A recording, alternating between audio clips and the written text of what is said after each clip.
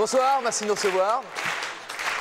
Grande forme. Ça fait plaisir de retrouver enfin des gens dans ce studio qui ont la naïveté propre à leur âge. Nous recevons beaucoup de jeunes gens ce soir et pour cause, puisque nous allons parler des sujets pour enfants, des chansons pour enfants et des chanteuses et des chanteurs pour enfants. C'est vrai que s'il y a un sujet sur lequel les parents et les enfants tombent rarement d'accord, s'il y a un sujet sur lequel les parents et même les parents entre eux tombent rarement d'accord, c'est quelles chansons il faut faire écouter à leurs enfants. Faut-il plutôt des chansons pour éduquer ou plutôt des chansons pour divertir ou plutôt les deux?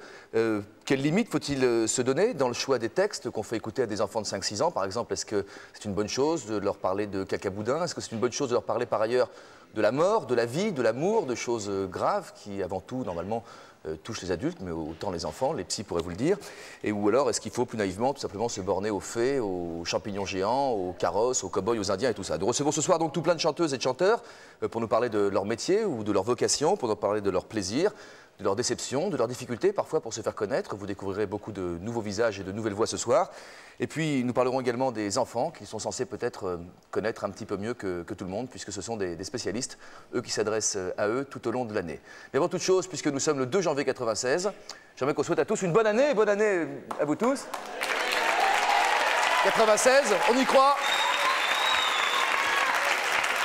Ça fait bizarre, hein, je sais, on y est. Déjà 96. Vous avez passé les bonnes fêtes de Noël? Noël est un mot code, visiblement. Notre invités, commençons par Monsieur Clavier. Merci. T'es venu pour manifester, toi, jeune homme?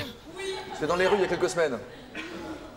Bruno Clavier, bonsoir. Bonsoir. Vous êtes instituteur depuis une petite quinzaine d'années. Vous avez créé récemment un groupe de musique qui s'appelle Don Pedro et ses dromadaires avec 2 membres du Grand Orchestre du Splendide. Vous mettez des poèmes en musique, alors Desnos, Queneau pour les petits, pour les 4-6 ans, et puis d'autres auteurs comme Apollinaire ou Hugo pour les un peu plus âgés. Rimbaud, Verlaine. Rimbaud, Verlaine pour les 7-9 ans. 7, oui, 9, 10. 9-10 ans, d'accord. Vous dites qu'après avoir passé 14 ans à engueuler vos élèves, notamment pour leur apprendre par cœur des poésies, qui fait partie d'un rôle d'instituteur, vous avez maintenant envie de vous amuser avec eux, d'où cette idée de créer des chansons et de mettre des poètes en musique.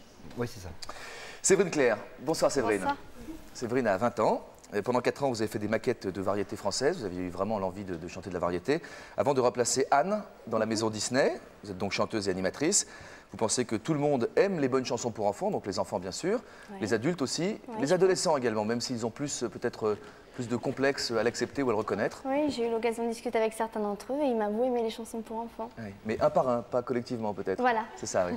Vous par exemple, vous adorez le thème de Candy encore et maintenant? Exactement. Même à 20 ans? Et j'aime beaucoup le fredonner à la maison. Je vous écoute. Ah, j'ai tout mon temps, moi.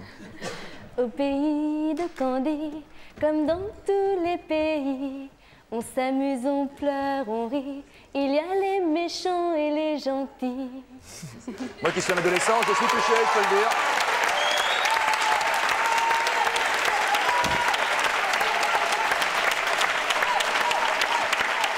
Jolie Séverine.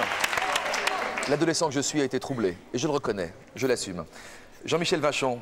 Bonsoir Monsieur Vachon. Bonsoir. Vous êtes le créateur des fameux Bouskidou qui existent depuis une bonne quinzaine d'années maintenant. Ouais. On vous donne notamment l'histoire d'un suppositoire. Oui. Cacaboudin, qui est selon vous le plus beau des gros mots, c'est dans une de vos chansons en tout cas. Oui. Ou encore Porte-Ninouac, où vous nous dites en gros qu'il n'est pas facile de rester tranquille, de ne pas faire l'imbécile, enfin c'est le refrain. Vous pensez que comme devant un Tex Avery, on peut proposer des choses qui amusent les enfants sans ennuyer les parents. Vous développerez Jean-Michel. À vos côtés Henri Dess. Bonsoir Henri. Bonsoir. Après. Ça fait du sport à Francis, ça, hein. Henri Dess. Qui, comme chaque année, occupe l'Olympia, littéralement. Tous les 2 ans. Tous les 2 ans? Ah, moi, je crois que c'était chaque année. Non, chaque fois, j'ai l'impression que vous êtes toujours là. Tous les 2 ans seulement, Henri, vous nous manquez, une année sur 2. Pendant la période des fêtes, vous êtes à l'Olympia. C'est encore valable jusqu'au 7 janvier prochain. Vous avez vendu 2 millions d'albums déjà. Et en France, 4 écoles maternelles portent votre nom. J'ai appris ça en Télé 7 jours. Oui. C'est fou ce qu'il y a à lire dans Télé 7 jours. Vous êtes, Henri, un consensus à vous tout seul. C'est vrai qu'ici, tout le monde vous aime. Vous aurez l'occasion de vous en apercevoir, à moins que certains aient menti pendant nos entretiens préparatoires. Et vous, vous aimez tout le monde également, Henri. Je parle des chanteuses et des chanteurs pour enfants. Peut-être que vous émettrez certaines nuances, mais c'est vrai que vous êtes, par exemple, un des seuls qui défendait Dorothée. Non, je ne dis pas que je défends Dorothée, mais je pense qu'on ne peut pas construire une carrière en étant négatif avec les autres. Je crois que je construis pour quelque chose, pas contre quelque chose. D'accord. Voilà. Sylvia et Florian, bonsoir. Bonsoir. Alors le débat sera sans doute assez animé ce soir. Oui. Je vais te rappeler aux spectateurs du 102. Bah écoutez... Bruyant, dissipé, encore un peu enivré, quelles seront Et quel sera leur rôle ce soir, Sylvia? On n'a pas souvent l'occasion d'avoir autant de chanteurs pour enfants sous la main, donc n'hésitez pas à leur poser plein de questions. Alors demander des autographes. Alors demander des autographes à la fin de l'émission. Nous, on se fera l'écho de toutes les questions et on essaiera d'y répondre à toutes. Des questions pour tout le monde, peut-être pour Chantal Coya et Jean-Jacques Debout, qui sont nos invités. Bonsoir monsieur, bonsoir madame. Doit-on encore présenter Chantal Goya et Jean-Jacques Debout? Chantal Goya, l'interprète donc des chansons et des spectacles écrits par Jean-Jacques Debout. De Ce matin à Lapin, à Bécassine, c'est ma cousine, en passant par Davy Croquette ou Babar. Vous avez vendu 20 millions de disques depuis une vingtaine d'années maintenant. L'un écrit et compose, l'autre chante, sans jamais que votre passion ne soit émoussée. Nous verrons un reportage qui a été tourné il y a quelques jours. Et vous nous éclairerez sur votre carrière exceptionnelle et peut-être également sur ce qui amuse les enfants depuis toujours et pour toujours. On dit qu'on est tous proie à cette terrible modernité. Il semblerait qu'il y ait des constantes, en tout cas, qui passionnent toujours les enfants qui ont moins d'une dizaine d'années. À vos côtés, Franck Imbert. François Imbert. Plutôt François. C'est mieux, François. Vous avez menti pour la préparation de l'émission, monsieur Imbert, bonsoir. Depuis 20 ans, vous chantez avec votre femme qui est dans le public ici, qui s'appelle Françoise Moreau. C'est ça. C'est ça. Bon. Vous avez créé une sorte de big bazar avec vos enfants qui sont grands aujourd'hui, qui ont 21 et 24 ans. Voilà, exactement. Depuis le début, vous souhaitez en finir avec les chansons un peu naïves sur les petites fleurs et les petits oiseaux. Donc vous abordez dans vos chansons des thèmes comme la naissance, la mort, l'amour, la religion, l'hôpital et même l'enfance maltraitée. Dans une de vos chansons, d'ailleurs, vous donnez un numéro vert pour les enfants qui s'estiment maltraités, qui se sont le plus souvent maltraités et qui peuvent donc appeler gratuitement avec ce numéro pour eux, en expliquant bien quand même dans quelles conditions il faut l'utiliser et quels sont les abus qu'il ne faut pas commettre. À vos côtés, notre quatrième invité, bref, c'est notre huitième plutôt, Vincent Malone. Bonsoir Vincent. Salut. Vincent a 3 enfants, 37 ans, toutes ses dents. Il aime les enfants. Vous aimez les enfants? De Candide, il y a beaucoup d'amis au pays de Candide. Vincent Malone est un ancien du groupe Odeur, pour ceux à qui ça dit encore quelque chose, et ils sont nombreux, ceux qui ont plus de 25-30 ans aujourd'hui. Vous avez un métier agréable, compositeur de films publicitaires, c'est votre premier vrai métier. Vous avez publié il y a 5 ans un disque pour enfants, d'abord pour les vôtres, c'est souvent d'ailleurs la démarche qu'ont suivi nos invités, c'est le cas d'Henri Dess par exemple. Non, Henri c'est pour ses arrière-petits-enfants. C'est charmant, c'est charmant Vincent.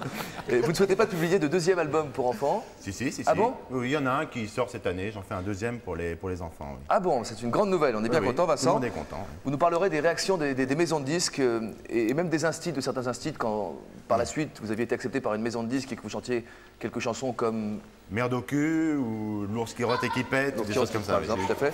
Et vous nous direz comment vous réagissez face aux réactions un peu violentes. Oui. Une émission très militante ce soir, je ne sais pas si je l'ai précisé. Notre dernier invité, c'est Didier Noblet, qui est auteur, compositeur, interprète du groupe Amulette, qui a été créé il y a une petite vingtaine d'années. Un peu moins. Un peu moins. Bonsoir Didier. Bonsoir. Vous préférez amuser les enfants plutôt que de les éduquer. Vous estimez que votre rôle est plus de les amuser qu'un rôle éducatif. Vous travaillez sur des musiques pour adultes avec des paroles qui marchent sur les enfants. C'est vrai qu'il y a des chansons qui ont été écrites à l'origine pour des adultes et qui font un carton chez les mômes, comme C'est la Watt. Ouais, les Cactus de Jacques Dutronc, Georges Brassens aussi. Et des chansons de Gottener qui nous rejoindra tout à l'heure par le biais d'un reportage. Nino Ferrer aussi. Nino Ferrer, voilà. En disant que pour le groupe Amulette, il n'y a pas de chansons pour enfants, quoi. Ce sont des chansons il y a la pour chanson, tout le monde. Il y a la chanson et puis après les gens ils peuvent s'en servir pour leurs enfants ou pas, quoi. Ou pour eux. Ou pour eux, oui. Ouais. Ou pour les deux. Vous êtes bien installés. Ou pour manger. Quand on fait une chanson, ça peut pas être une commande, quoi. Ça suffit, c'est une émission pour enfants. Allez. Ça peut pas être une commande. Tiens, je vais faire une chanson sur le saucisson, sur n'importe quoi, sur le caca boudin. Une chanson, elle vient, elle vous traverse, vous l'attrapez, vous l'écrivez sur une feuille et puis vous la chantez, vous la mettez en musique, quoi. D'accord.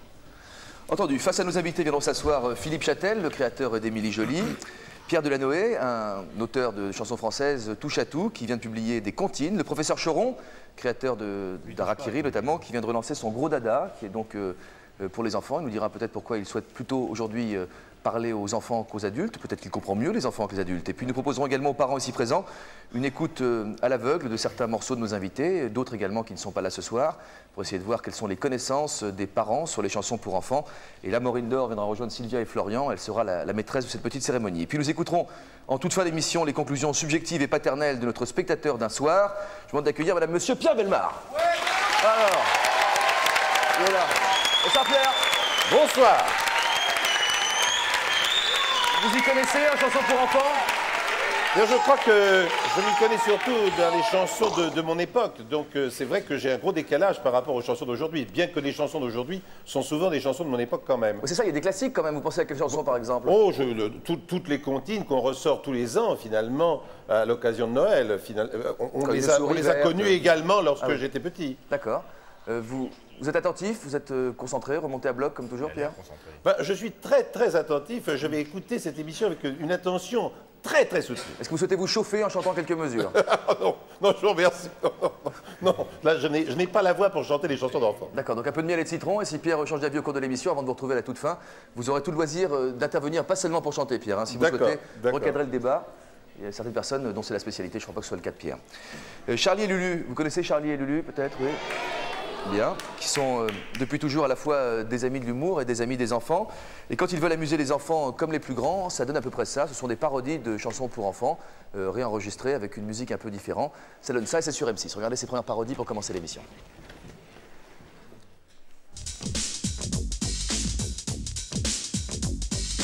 Ouvrez la cage aux oiseaux. Regardez les envoler, c'est beau. Les enfants, si vous voyez des petits oiseaux prisonniers, ouvrez-leur la porte vers la liberté.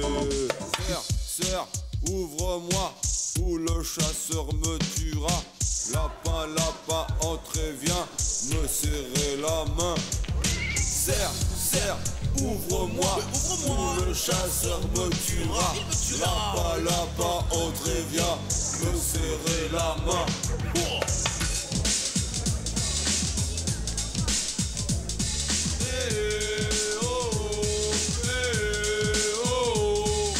Dans la forêt de l'automne, ce matin est arrivé une chose que personne n'aurait pu imaginer. Au bois de morte fontaine, ouvre ta morte saison. Tous les chasseurs de la plaine, c'est une révolution. Car ce matin, un lapin a tué un chasseur. C'était un lapin. C'était un lapin. Ce matin, un lapin a tué un chasseur. C'était un lapin qui avait un fusil, un gun. Ce matin, un lapin a tué un chasseur. C'était un lapin. C'était un lapin. Ce matin, un lapin a tué un chasseur. C'était un lapin qui avait un fusil. Mais non, un gun.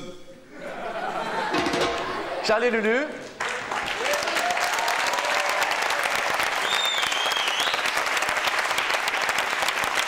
Jean-Jacques. La caméra est sur Jean-Jacques. Forcément, ça vous amuse ou pas? Ah oui, je trouve ça formidable. Oui. C'est une parodie assez mignonne, une réactualisation? Je la trouve non seulement mignonne, mais je trouve que le rythme est formidable. Je trouve que c'est une version inattendue pour moi. C'est la première fois que j'entends et que je la vois. Et je trouve que... Je rappelle que c'est vous qui l'avez écrite et composée. Hein. Voilà. Oui. J'ai écrit cette chanson parce que j'avais à l'époque deux enfants en bas âge. Et il y avait des chasseurs qui avaient tiré, on habitait à la campagne. Et les enfants avaient pris des plombs dans les jambes. Des plombs qui s'étaient perdus. Les chasseurs n'avaient pas tiré sur eux, mais... Et moi, j'étais très en colère et j'avais été chercher le garde-chasse. Et je lui avais dit, c'est pas normal que des chasseurs tirent si près de la maison. Les enfants ont pris des plombs dans les jambes et tout. Alors les enfants, pour se venger, avaient été dégonfler les pneus des chasseurs. Et un chasseur est arrivé, il a dit, mais comment vous êtes en train de crever mes pneus de voiture et tout. Et mon fils a dit, et si les petits lapins avaient des petits fusils pour vous tirer dessus, qu'est-ce que vous diriez? C'est comme ça que la chanson est née. Ah d'accord, donc vous inspirez directement de ce que vous disent vos enfants. Voilà. Okay. C'est vrai que c'est une parodie qui est mignonne, une réactualisation. Je ne sais pas si ça s'adresse plus ou moins aux enfants que vos versions à vous, mais souvent, en tout cas, les chanteurs pour enfants sont pris pour cible. Est-ce que vous avez une explication pour ça, Henri Dess? Qui est pris pour cible? Les chanteurs pour enfants, on se moque facilement d'eux, quoi. Non. Gentiment, ah si. Enfin, ça dépend qui. Hein. Oui. Souvent, je ne vais pas citer Dorothée parce qu'on va le faire pendant toute la soirée sinon, mais ouais, Chantal, c'est sans doute de quoi je parle. Oui. C'est vrai que moi, j'aime pas dire du mal des gens, en général, c'est ma nature. Elle n'est pas là, je ne sais pas si c'est bien. Non, mais c'est pas pour parler d'elle tout le temps, mais c'est vrai que vous n'êtes pas d'accord avec moi pour dire que les chanteurs pour enfants sont appellent souvent la petite moquerie. Je parle des vedettes, hein, ceux qui sont hyper médiatisés. Oui, c'est vrai, un petit peu. Mais je veux dire, plus on est médiatisé, plus les gens se moquent, c'est vrai. Je me souviens quand Chantal était au top, eh bien, Dorothée ne l'était pas encore, et on se moquait beaucoup de Chantal. Et à partir du moment où Dorothée était au top, maintenant c'est elle qui est un peu sous le feu de... Être au top, c'est plus présente que l'autre à la télévision, parce que vous êtes toujours très active, comme on le verra tout à l'heure à travers un reportage. Est-ce que c'est, quand même c'est une question qu'on se pose, est-ce que c'est un métier faute de mieux ou est-ce que c'est un métier tout court, chanter pour les enfants? Ah mais je crois que c'est pas un métier faute de mieux, ça dépend comment on le fait. Je veux dire, si on le fait faute de mieux, avec un bout de papier crépon, un bout de ficelle pour les fins d'année, en se disant voilà, on a 3 sous à se faire pour un petit gala de fin d'année, ça c'est faute de mieux. Je crois que si on est vraiment conscient de ce qu'on fait, qu'on a une éthique, on peut vraiment faire ce métier sans que ça soit faute de mieux. Je crois que vous avez raison. Enfin, c'est vrai qu'il y a beaucoup de chanteurs, peut-être pas ici, je ne sais pas, hein, de chanteurs et de chanteuses pour enfants qui ont commencé à faire des chansons pour adultes et ça n'a pas marché. Et c'est un peu pour beaucoup de gens, et vous aviez raison, on se moque d'eux, pour beaucoup de gens c'est un sous-spectacle, le spectacle pour enfants. C'est pas un vrai spectacle. Mais quand vous avez commencé à créer Amulette il y a 18 ans maintenant, est-ce que vous vous êtes dit on va s'adresser quand même plutôt à des enfants? De toute façon il faut passer par leurs parents, parce que les enfants disposent d'un faible budget. Animateur professionnel et on me forçait à aller voir des spectacles pour enfants et ça me plaisait pas. Et moi dans le car j'avais une guitare, je grattais, j'inventais des chansons simples pour les enfants, ça marchait, je me suis dit, bon bah, je vais en faire moi. Au lieu de râler après ceux qui font des spectacles qui ne me plaisent pas, je vais en faire moi. À l'eau, d'accord. Voilà. C'est à peu près le même chemin que vous avez suivi, Monsieur Malone, pour parler sérieusement une seconde? Oui, non, moi j'étais à la maison de campagne avec mes enfants, mon chien, et des chasseurs sont passés, ils avaient des disques pour enfants, ils me les ont jetés dessus. Et ça s'est pas très bien passé au début, mes enfants sont partis, et je me suis dit, bon... Il y en a un qui est revenu vers moi, il m'a dit « Eh si, hein, nous aussi, on avait des disques pour enfants, nous. » Et bon, voilà, c'est parti de là, en fait. Et vous, Chantal, comment vous avez eu l'idée de chanter pour les enfants? C'est Jean-Jacques qui vous l'a soufflé ou est-ce que vous avez une envie Non, moi, forte? il s'est trouvé que j'étais chez moi avec les miens, mes petits, et puis un jour, on m'a demandé de remplacer quelqu'un à la télévision. Alors, j'ai emmené tout le village, on a pris nos moyens de locomotion, on est arrivé là-haut au Studio 17 avec Marie-Thé Gilbert Carpentier. Et puis, Jean-Jacques a composé exprès pour la circonstance « Adieu les jolis foulards ». Et j'avais pas du tout l'intention d'en faire un disque, ni de commencer quelque chose, mais c'est le public qui a demandé cette chanson. Je dis toujours que c'est grâce au public si on est là, et moi je les remercierai toute ma vie. Et comment se fait-il que certains ont pu se faire connaître d'un coup d'un seul? Je ne mets pas en cause la qualité, alors que d'autres n'ont pas du tout accès à la télévision. Je sais pas, vous avez déjà passé plusieurs fois à la télévision, suffisamment pour pouvoir dire que la télé vous aide vraiment dans votre carrière, par exemple? Non, on a passé au moins deux fois à FR3, ça c'est quelque chose d'important pour nous. France 3 Région? Oui, Région, bien sûr. Non, on a quelques échos dans les radios France Inter, choses comme ça, on arrive à avoir quelques passages. Mais c'est vrai que pour nous, ça n'a jamais été une priorité. Notre boulot, c'est de faire des spectacles, de créer des chansons.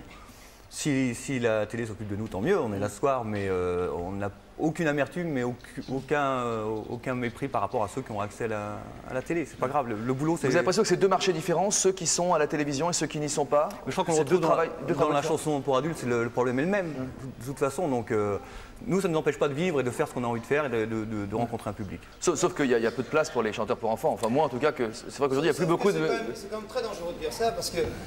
En fait, il y a un monopole pour la chanson pour enfants, c'est Dorothée par exemple. On va prendre elle par exemple, qui n'est pas là. Et je comprends pas qu'on l'a invité, hein? Oui, je sais bien. Je comprends pas qu'on puisse ne pas être là quand on fait ce métier-là. C'est qu'on a envie de parler de son métier. Donc il y a un monopole qui est Dorothée, et il y a des centaines de chanteurs et de chanteuses pour enfants et de spectacles pour enfants qui tournent dans les écoles, qui tournent dans les centres de loisirs, qui tournent dans les petits théâtres. Et c'est pas juste, même si nous, le groupe Amulette, on n'est pas aigris, ça fait 18 ans qu'on se marre sur les scènes, dans les hôtels, dans le camion, etc.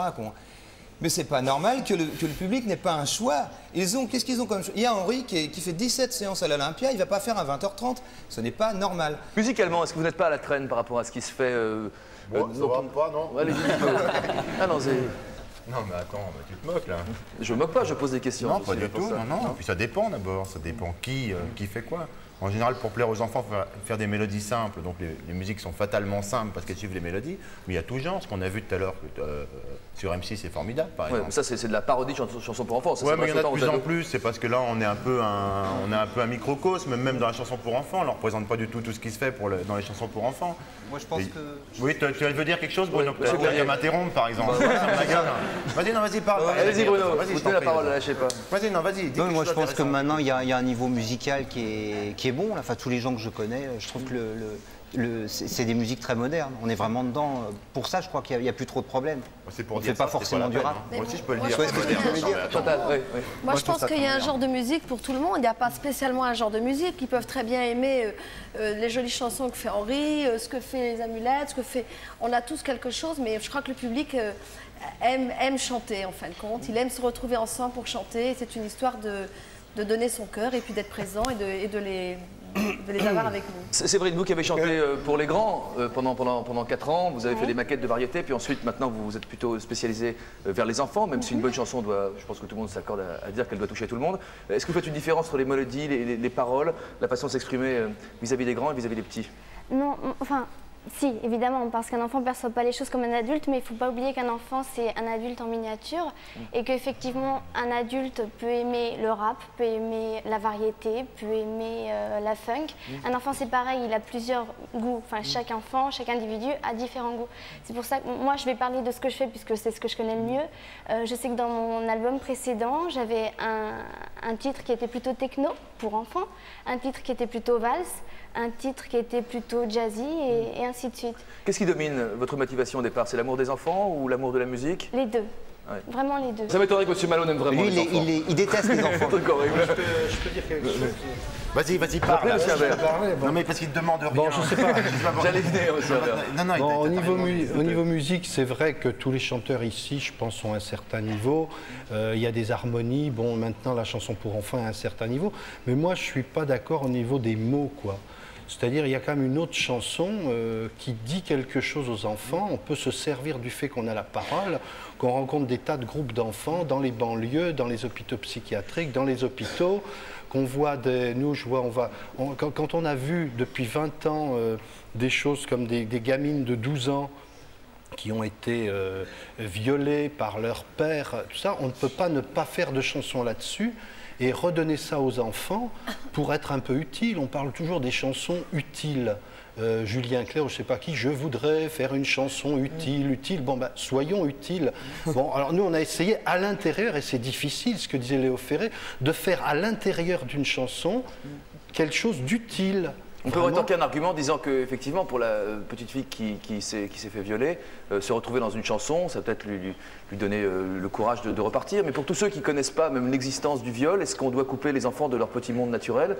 Ben, c'est ça l'éternel problème. C'est pour ça que nous, on a eu beaucoup de problèmes dans nos débuts, notamment dans les journaux, les gens qui sont censés... Parce qu'il faut dire que la chanson pour enfants, ce n'est pas les enfants qui choisissent. Hein, à part à la télé, quand vous bastonnez 5 heures par jour Dorothée, de toute façon ce serait Amulette, ce serait Dorothée, ce serait n'importe quoi.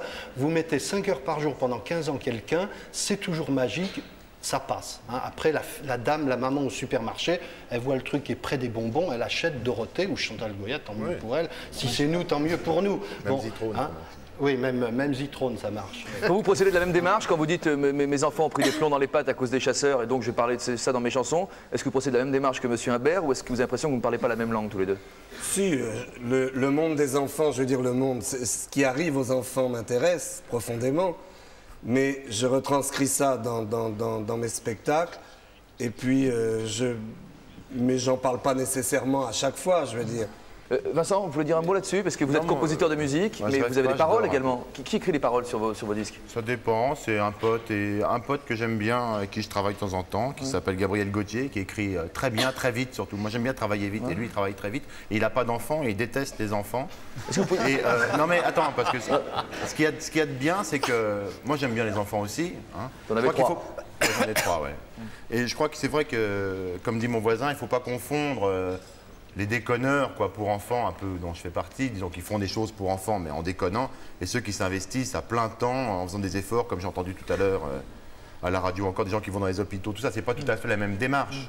Moi je suis un peu plus comme Choron avec Gros Dada, c'est-à-dire que j'aime bien casser un peu certaines formes de tabous dans la chanson pour enfants, en m'amusant, mais c'est pas un plein temps pour moi, c'est un amusement. C'est pas que casser les tabous, j'imagine que vous vous dites que là, vous allez distraire les enfants d'une nouvelle façon en disant l'ours qui pète et qui rote. Pas du tout, non. C'est une transcription exacte de ma façon d'être avec les enfants. Et surtout, ce que je déteste, moi, dans la musique pour enfants, et dans ce que font à peu près tout le monde pour les enfants, c'est qu'il n'y a pas la notion de punition dans la chanson. Moi, j'aime bien que le chanteur soit quelqu'un d'un peu méchant aussi.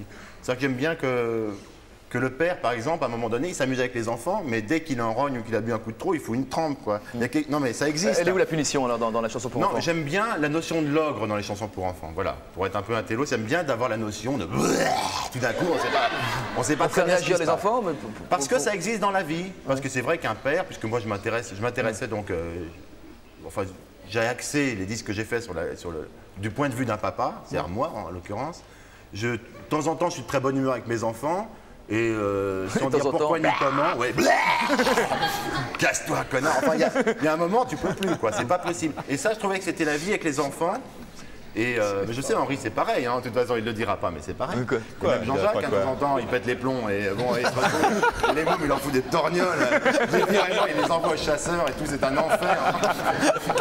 Les fusils partout. Et bon, mais ça existe. Bon, et c'est là que je trouve qu'il y a. Moi, j'avais envie de faire ça. Mais bon, j'ai rien contre tout ce qui se fait. Il y en a pour tous les publics dans la chanson pour enfants. Richard Gottener aurait été enchanté de s'asseoir à vos côtés. Malheureusement, il n'a pas pu être avec nous ce soir, mais il nous a accordé un entretien lors d'un reportage. C'est vrai que dès le début de sa carrière, Richard Gottener a été surpris de voir que les enfants adhéraient massivement à ses chansons. Pour ça se discute, il se pose tout plein de questions dans ce reportage d'Aline Le Tourneau et de Charles Champin. Approchez, c'est gratuit, c'est ma tournée. Bon. C'est par là. Bon, on va appuyer là, tiens. Voilà, c'est parti. Et puis vous achetez mes disques, hein. Il paraît que les enfants m'aiment bien. Mais je dirais que je suis, je sais pas, un chanteur pour enfants aussi. Et en tous les cas, à aucun moment donné de mon travail, je pense à... Je les vise pas. Je ne cherche pas à attirer leur attention. Moi, ma référence quand j'écris une chanson, c'est mes copains, c'est moi qui m'amuse avec mes chansons. Mais, vous voulez, à un moment donné de ma vie, on m'a demandé de faire des chansons pour Dorothée. Et en sachant très bien le nombre de millions qui me passaient sous le nez, j'ai pas eu envie de le faire. Quand j'écris une chanson, je fais attention à ce que j'écris, c'est la moindre des choses. Et comme j'aime bien manipuler des trucs qui sont quelquefois un peu avec des mots qui chatouillent, j'aime bien la grossièreté par exemple, enfin les gros mots, tout ça, j'adore ça. Je déteste la vulgarité. Alors Poil au tableau est une chanson qui raconte toutes les bêtises qu'on fait à l'école. Les crottes de nez, les poils aux pieds, les machins, les trucs. C'est plutôt l'école de la récré. Je vous dis, je dois être un peu attardé. Hein. Les bases élémentaires, j'en ai tout plein le brouillon. Posez-moi des questions. On n'est pas des cornichons. J'appelle les petites écoles, je sors des embryons. J'ai la mention guignol, une histoire de dodo. Effectivement, il y a des choses qui sont du monde de l'enfance et des choses qui sont un peu plus du domaine des grands. Et que les enfants, ils savent bien reconnaître quand c'est pour eux, quand ça ne l'est pas. C'est à eux de décider, c'est pas aux grands. Gainsbourg, c'est un chanteur pour enfants. Ce que je peux vous dire, c'est qu'il y a certains trucs, quand ça passe à la télé, par exemple, je n'interdis pas à mon fils de le regarder, mais je m'arrange pour qu'il trouve ça pas bien. Et alors c'est la moquerie, le truc, mais je lui laisse regarder, mais je lui apprends à avoir un peu de distance. D'ailleurs, la preuve en est, c'est que l'autre fois, je suis arrivé avec une chanson à la maison, je sortais d'un mixage, et il m'a dit ouais, c'est bien, mais la fin, c'est pas bien. Hein. Et il avait raison. Si vous voulez chanter une chanson, c'est Au clair de la lune, elle est bien, mais il faut des paroles un peu plus marrantes. C'est Au clair de la lune, j'ai pété dans l'eau, ça faisait des bulles, c'était rigolo. Il s'émerveiller devant une feuille morte, un escargot dans un jardin, un pigeon qui fait caca sur l'épaule de quelqu'un. Moi, ça me fait rigoler. Donc, j'ai pas envie de grandir. Le jour où toutes ces choses-là ne m'intéresseront plus, je pense que je serai un vieux sec.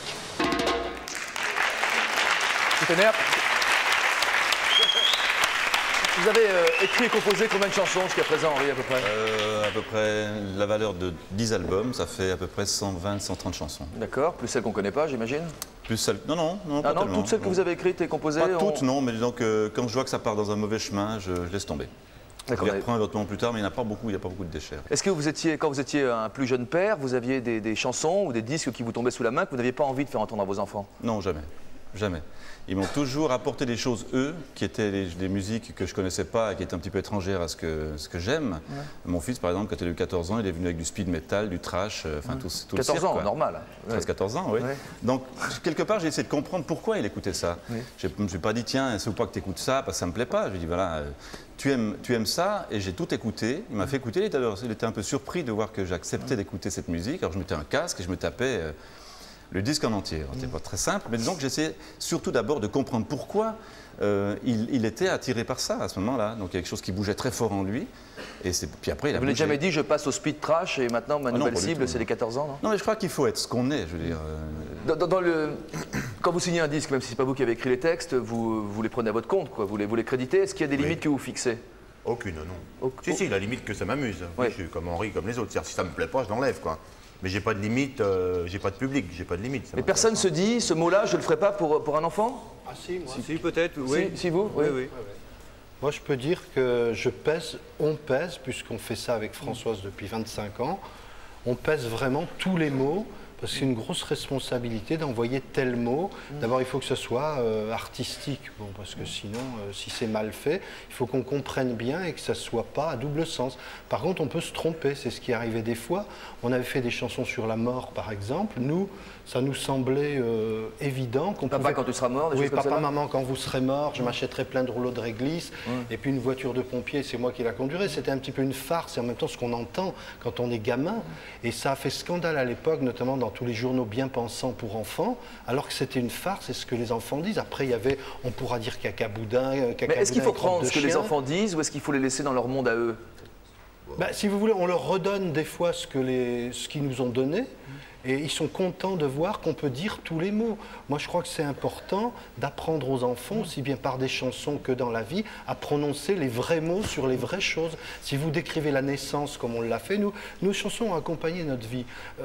Notre enfant a assisté à la naissance de son petit frère. Aussitôt, on a voulu le décrire dans la chanson parce que c'est une expérience formidable et on a voulu que tout le monde en profite. Comme quand on est jeune, on fait du prosélytisme. On voudrait que tout le monde vive la vie qu'on a vécue. Mais on emploie le vrai mot. Il est sorti doucement à la vulve de maman, etc. Seulement, c'est chanté quand même avec une voix qui sonne. Ouais, ça vous gêne, non? Peut-être. Ça ne gêne pas, moi. Non, bon, vous avez fait la petite grimace quand même. Je ne suis pas sorti doucement, c'est tout.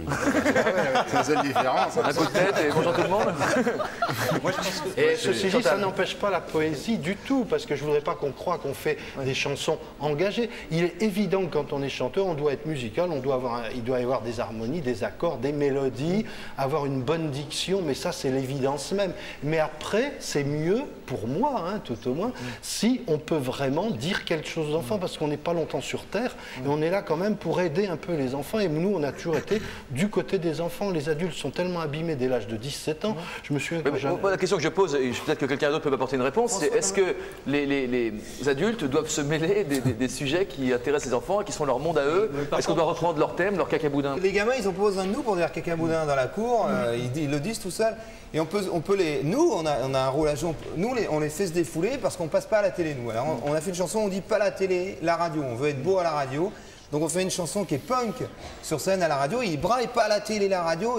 On peut les faire défouler aussi. On a un rôle à jouer. Moi, là, je rejoins 100% François. Il n'y a pas à un moment où vous n'entrez pas dans le monde de la manipulation? Vous manipulez, c'est... Si, justement, parce qu'un enfant, il croit tout. Il a raison quand il dit, nous on pèse tous les mots qu'on dit dans nos chansons, parce qu'un enfant, il croit tout ce qu'on lui dit. Et pendant 4-5 ans, il va avoir votre chanson dans la tête, il va la chanter, il va la croire. C'est très fragile un enfant, et effectivement, il faut... Bécassine pendant 5 ans. On a beaucoup de responsabilités, énormément de responsabilités. Et nous, on pèse tous les mots. Il a raison. Mais Bécassine, moi je suis très fière de le chanter. C'est normal, c'est bien. Parce que d'abord, je rencontre des jeunes aujourd'hui qui ont 25 ans. Il y en a plein, je pense, ici, qui ont vu mes spectacles quand ils étaient petits. Et pourquoi ne pas avoir chanté un jour Bécassine? Moi, je suis ravie, de même que ceux qui le disent, eux, c'est drôle, mais c'est vrai qu'ils n'ont pas besoin de... Non, mais je sais, je sais bien. Il est gay. Il déconne un peu, quoi, c'est tout. Top à la déconne. Autrement, on s'emmerde. Florian, une question du public. Non, une remarque sur Bécassine, grand sujet de société. La chanson disait Bécassine, tu nous rends fous, a priori c'est toujours vrai. Il y a Philippe qui est DJ à Neuchâteau, bonsoir Philippe, et qui nous dit les DJ en France passent pour rigoler Bécassine. Tout le monde connaît les paroles, les 16-25, c'est une des seules chansons dont tout le monde connaît les paroles. Les gens s'éclatent, ils adorent Bécassine en discothèque, ça fait un carton. Ah bah alors, moi je savais pas. Et voilà. Professeur Choron, venez, venez, professeur.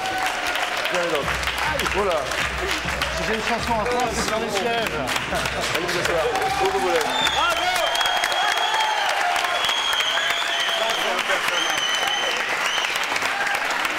Professeur Choron, fondateur d'Harakiri, Charlie Hebdo, et qui vient de ressortir Gros Dada, qui est derrière vous sur l'écran. Gros Dada, c'est Noël. Gros Dada est là, on va bien rigoler. Un vrai jeu des monstres à fabriquer.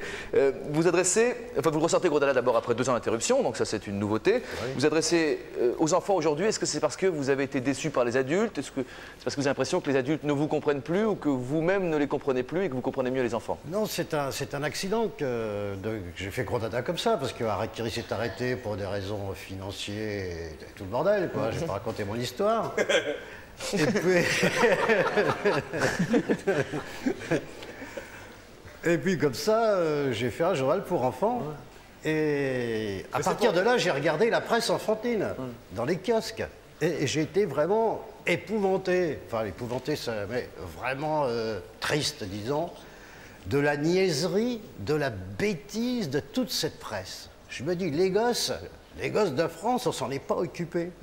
Il n'y a que la bonne presse qui s'en occupe. Alors, c'est ce que c'est que la bonne presse. La vôtre? C'est les pédiatres, c'est les curés, c'est tout ça. Ah oui. Et alors, quand j'ai lancé Gros Dada, ils ont fait faire une enquête, l'éditeur. C'était pas moi l'éditeur, c'était les éditions France Images. Ils ont fait faire une enquête Sofres. Et les parents disaient, ah, pourquoi le dessinateur a fait un ciel rouge? Pourquoi il y a telle couleur violente et tout ça? Tu te rends compte? Alors que les gosses, tu leur donnes des crayons feutres, hein, ils te barbouillent de partout, ils te font des choses magnifiques, tu vois, hein, c'est mieux que Picasso, tu comprends un mot qui dessine n'importe lequel, tu vois, tu lui donnes des crayons et c'est vraiment joli, c'est beau, une tête de gosse, c'est magique une tête de gosse. Et alors, c'est vrai. Ça comprend. C'est toujours un effet comique très fort sur nos invités. Ça comprend plus vite que nous et tout ça. Hein. Donc, c'est pour ça que toute la presse française, elle est couleur pastel. Tu vois, tu croirais qu'avant de la mettre en vente, ils les foutent dans les machines à laver. Parce qu'ils ont peur d'effrayer les petites. Non, mais la différence entre Gros Dada et Pomme d'Api, je le cite parce qu'on va en parler dans un instant, c'est pas qu'une question de couleur, j'imagine. Non, c'est une question de dessinateur. Si tu veux, moi, pourquoi la presse enfantine est devenue aussi niaise que ça en France?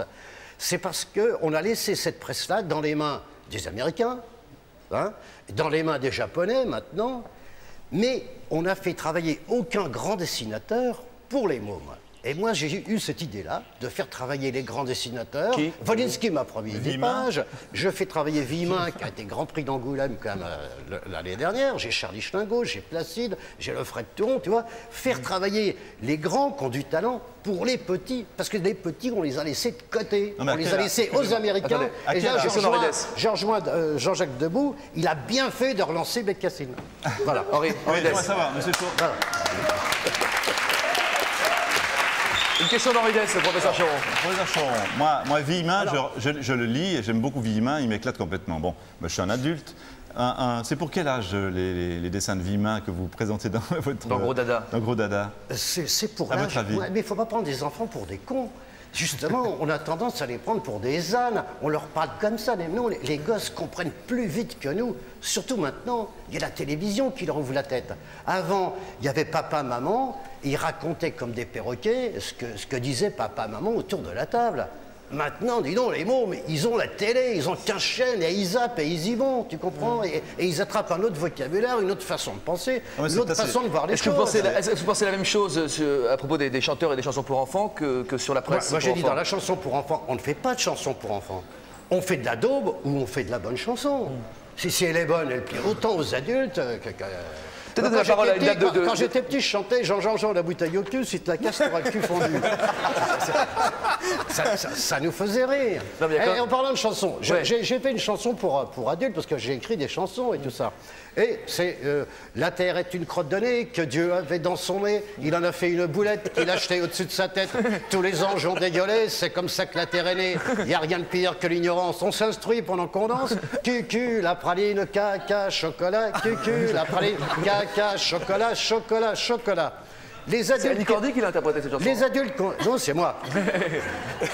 Les adultes qui ont acheté cette chanson-là, Ils me disent, Ça, écoute, c'est de la poésie, c'est pas cacaboudin, ça. je n'en peux plus de ta chanson parce que les gosses me la foutent toute la journée dans les oreilles. Ça passe 10 fois par jour, les mômes. Tu vois ce que je veux dire? Il ne faut pas prendre les gosses pour des cons. D'autres jours, par exemple, j'avais mis un bâton de dynamite dans la gueule d'un cochon, d'un gros dada. Et il y a un gros con d'adulte, parce qu'il connaît Chéron, il me dit hey, tu as mis un tampax dans la gueule. Tu vois ce que je veux dire? Ça, c'est la déformation adulte, gros con, aigriard et tout ça. Le gosse, il pense pas au tampax, il sait même pas ce que c'est, tu comprends? Il prend le tampax de sa mère, il croit que c'est un chewing-gum. Il croit que c'est un carambar. Il cherche à faire des bulles.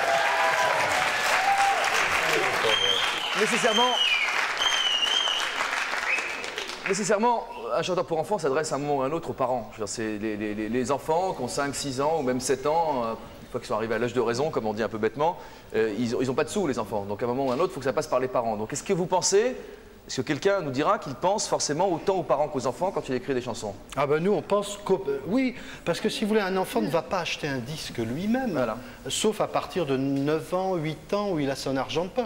Donc en fait, qui choisit le disque pour enfants? C'est soit alors ça passe par les parents, les grands-parents, les jeunes grand-mères, les jeunes grands-parents, et puis ça passe par les éducateurs et les journalistes responsables des livres pour enfants, notamment Pomme d'Api, des gens comme ça. Est-ce que vous pensez aux parents? Est-ce que vous pensez aux parents quand vous écrivez? Je pense à Chantal. Évidemment, les parents sont... Moi, quand j'achète des disques pour mes enfants, c'est vrai que je pense par rapport à eux, et c'est eux qui me demandent de l'argent. Enfin, maintenant, ils sont petits, ils sont grands, mais les petits... Ils vous demandent un disque, et vous vérifiez d'abord que c'est bon pour eux, entre guillemets. Moi, j'ai des petits-enfants maintenant. Hein. Eh bien, c'est vrai que j'avais un disque d'Henri Dess qu'on a acheté, ou quand j'avais mes enfants, on l'avait acheté Anne Sylvestre. C'est moi qui les achetais pour eux. Bon, à l'époque, c'était... Je crois que la question est faussée. Elle est faussée parce que c'est encore une question de choix. Non, elle n'est pas faussée, elle n'a rien faussée. Dans le cas des petits, je vais vous le dire.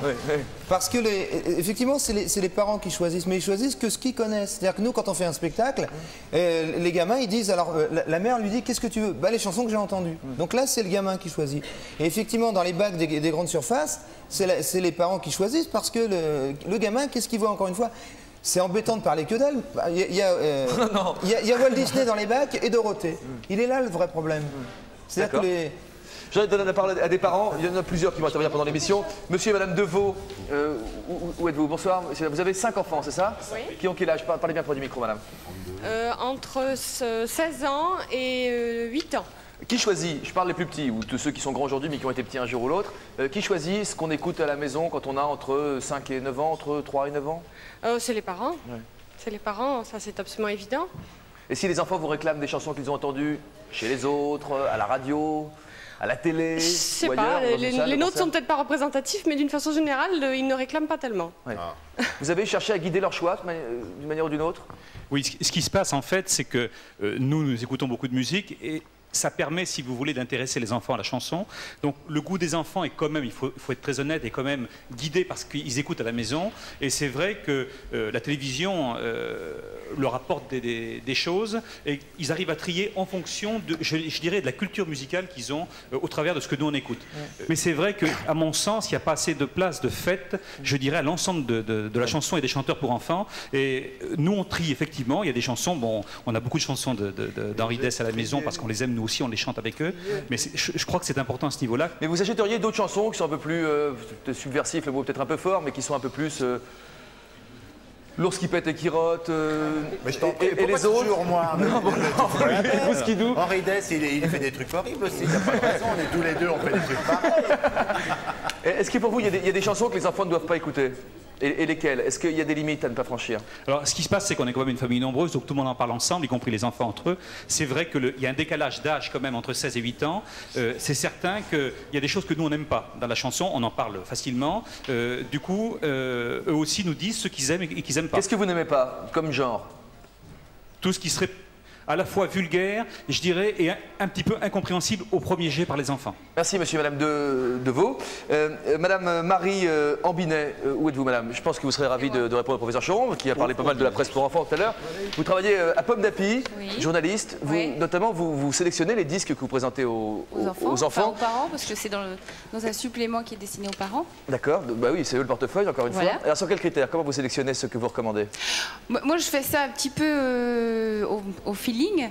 Et moi, je crois qu'il y a la chanson... Pas seulement, j'imagine que vous avez une responsabilité. Non, bien sûr. Mais justement, je pense que la chanson pour enfants n'est pas un genre en soi. Et que de même qu'il y a des catégories dans la chanson pour adultes, on retrouve ça aussi chez les enfants. Enfin, c'est-à-dire qu'il y a moi, j'aime beaucoup ce que fait Vincent Malone dans un style un peu paillard. Il y a des gens qui font des choses beaucoup plus poétiques. Il y a Steve Waring qui travaille beaucoup sur le son et sur la poésie. Donc tout ce qui fait un homme est dans l'enfant. Mais je pense qu'il y a un mode de communication propre. Enfin, les enfants ont une vie particulière avec des désirs particuliers, une vie quotidienne particulière, des angoisses particulières. Il y a tout un tas de choses, un développement particulier. Il y a tout un tas de choses qui est propre à l'état d'enfance. Et je pense que quand les chanteurs s'adressent aux enfants, c'est justement parce qu'ils ne s'adressent pas à eux comme aux adultes. Donc il y a un état d'enfance et les chanteurs pour enfants s'adressent aux enfants, mais à partir de là... Est-ce qu'il y a des chansons que vous refusez? Est-ce qu'il y a même question qu'à monsieur et madame Deveau? Non, moi, des chansons qui vous choquent, qui vous blessent, vous dites, moi, journaliste responsable, je ne propose pas ça. Moi, ce qui me gêne dans les chansons, c'est ce qui me gêne dans la vie des enfants. C'est-à-dire qu'on avait eu un différend avec Humbert et Moreau, que j'aime beaucoup par ailleurs, et j'aime beaucoup leur production, et c'est vrai Monsieur Humbert est ici. Hein, oui. Oui, je sais. Et ils abordent un tas de questions graves, et ils en font bien, mais quand ils ont abordé, par exemple, la naissance vue par un enfant, moi, ce qui me gêne, c'est que je trouve qu'un enfant n'a pas à être assisté à la naissance d'un autre enfant. Je trouve que c'est, d'une part, attendez, laissez-moi finir. Je pense que d'une part, c'est un acte qui est un peu traumatisant. Il y a même des pères qui ne supportent pas. Donc c'est vrai que c'est un peu dur. Et puis deuxièmement, Laissez-la finir. Attendez, mais vous allez répondre après, vous me laissez finir. On va la laisser dire, après on vous laissera répondre. Ça va être bien organisé. Et puis je pense que les enfants n'ont pas forcément à être témoins de toute la vie des parents. Et pourquoi pas être témoin de ce qu'on appelle la scène primitive aussi, tant qu'on y est. Enfin, je trouve que la naissance, c'est un acte qui concerne les parents et pas les enfants. Donc, la naissance, c'est plus beau que de regarder la télé. L'accouchement, je veux dire. La guerre à la télé, c'est plus beau que de regarder la guerre à la télé quand même. C'est ce que j'aurais dit. Non, mais je comprends pas. Il y a une violence à la télévision, ça gêne pas les parents de laisser les enfants. Est-ce que c'est parce qu'ils regardent la guerre à la télé qu'il faut aussi leur montrer. Mais c'est pas violent la naissance. Je regrette. La naissance, quand elle est accompagnée, quand l'enfant est préparé, c'est tout ce qu'il y a de plus beau à voir. Il n'y a rien de plus beau qu'une naissance, et que ce soit pour l'adulte ou que ce soit pour l'enfant. Je vois pas en quoi c'est choquant. Madame, si vous voulez parler, prenez un micro, parce que sinon on passe à côté de ce que vous voulez dire. C'est le contraire, c'est les adultes qui veulent se libérer de pas du tout, parce que laissez donc la parole. Il y a un jeune là qui a assisté à la naissance, voilà. Il s'agit de Françoise Moreau, donc la femme de Monsieur Humbert. Hein. Et il y a mon fils qui a assisté à la naissance de son petit frère. Il peut en parler. D'accord. Vous êtes le fils de Monsieur Humbert et Madame Moreau. Voilà, exactement. Je suis donc cité dans la chanson. J'ai assisté à la naissance de mon frère, donc je sais de quoi je parle. J'ai assisté à quelque chose d'unique. Je pense qu'il n'y a pas beaucoup de gens dans cette salle qui ont assisté à la naissance soit de leur petit frère, soit de leur petite sœur. Oui, et pourquoi Pourquoi? J'en sais rien. Et pourquoi il y a eu un tas d'expériences en Hollande? On a commencé à faire ça. Non, mais on parle pas d'expérience en Hollande. On parle de chansons pour enfants. C'est une bonne chose, mais je sais pas si c'est une... J'ai assisté à la naissance de mon petit frère. Je garde une image. J'avais 3 ans quand même. Je garde une image, mais unique. Mais qui peut s'imaginer ce que j'ai dans la tête là en ce moment? Jean-Luc, tu peux répondre? On parle d'accouchement là, mais il n'y a rien de plus violent que l'accouchement des mammifères. C'est la violence même. C'est la violence même. C'est une violence énorme. L'autre qui coupe le cordon, tu vois le sang et tout ça. Si on voyait la naissance d'un petit poulet qui sort de l'œuf, là c'est la douceur et tout. Mais on parle de violence, il n'y a rien de plus violent. Moi j'étais à la campagne, je voyais les veaux sortir du cul des vaches, les poulains sortir du cul des juments. Oh là là, ça me faisait peur, on partait en courant. Tu te rends compte? Je voudrais poser une autre question à Marie Ambina, qui travaille donc à Pomme d'Api. Vous avez entendu le professeur Choron dire qu'en gros, que pour lui, c'était une nécessité de faire entrer Gros Dada sur le marché parce que les autres journaux, on avait l'impression que c'était passé à la machine à laver avant d'être présenté en papeterie. Qu'est-ce que vous voulez répondre à ça? Non, mais je suis content qu'ils reviennent sur le marché, mais on ne fait pas tout à fait la même chose. Nous, on nie pas du tout tout ce qui est, toutes les questions essentielles de la vie, tout ce qui tourne autour de la vie. Un journal éducatif, quoi, Pomme d'Api. Oui. Comme Okapi pour les plus grands. Mais éducatif, ça ne veut pas dire rébarbatif et chiant et excusez-moi, et casse-pied et hors de la vie. Reprenez-vous, Marie, oui. C'est éducatif au sens où on a envie que les enfants soient bien dans leur peau d'enfant et deviennent, autant que la presse peut aider à ça, des adultes heureux. Fait que les enfants trouvent il y a un objectif, une mission d'éveil. Et dans vos choix musicaux, dans les chansons, les disques que vous choisissez de présenter ou pas, vous pensez à cet éveil perpétuellement? Ben oui, de toute façon, à mon avis, tout ce qui participe... En fait, nous, c'est sur le mode culturel, souvent on collabore, et tout ce qui participe à l'éveil de l'enfant, oui, le fait devenir heureux. Ah, vous êtes ciblé quand même, hein? Pardon? Vous êtes ciblé, Pomme d'Api. On est ciblé très petit. Oui, très petit. Moi, nous, Quel âge, pour les très petits. 3-7 ans. Et quand on a fait un album qui s'appelle toujours Rock'n'Roll Poubelle, mais alors, cette presse-là nous a viré alors qu'on était dans Télé 7 jours, dans C'est pas vrai, Télérama. on vous a pas viré. Non, on vous a pas viré. Moi, je vous ai vu plusieurs fois et j'aime bien ce que vous faites, mais c'est vrai que notre premier propos dans la presse, c'est d'abord de donner un journal à lire aux enfants. Il y a un supplément pour les parents. Non, mais Rock'n'Roll Poubelle, ça fait pas propre, quoi. Je rejoins un peu et ça, dans cette Rock'n'Roll idée-là. Poubelle, j'en ai parlé. Ah non, vous exagérez. Ça fait rigoler les enfants. Mais j'adore Rock'n'Roll Poubelle et j'en ai parlé dans Pomme d'Api. Alors là, vous verrez vos dossiers. Ah si. Elle adore ça, elle adore. Ah si, Si elle vous le dit, c'est que c'est vrai. Autant pour moi, alors. Très bien. Elle adore. Merci. Philippe Châtel est avec nous. Peut-être qu'il va nous rejoindre. Je l'ai aperçu tout à l'heure. Où est-ce qu'il est? Là-bas. Bonsoir Philippe. Là, mettez où vous voulez. Près du professeur, loin. Philippe Châtel est évidemment le grand ordonnateur d'Émilie Joly, que vous connaissez, un spectacle, un disque qui a été créé il y a une quinzaine d'années maintenant. C'est également responsable de l'unité jeunesse de la 5e, la chaîne de la connaissance, dirigée par Jean-Marie Cavada. Pourquoi d'abord vous n'avez pas voulu faire Émilie Joly 2 alors qu'on vous l'a demandé plusieurs fois, Philippe?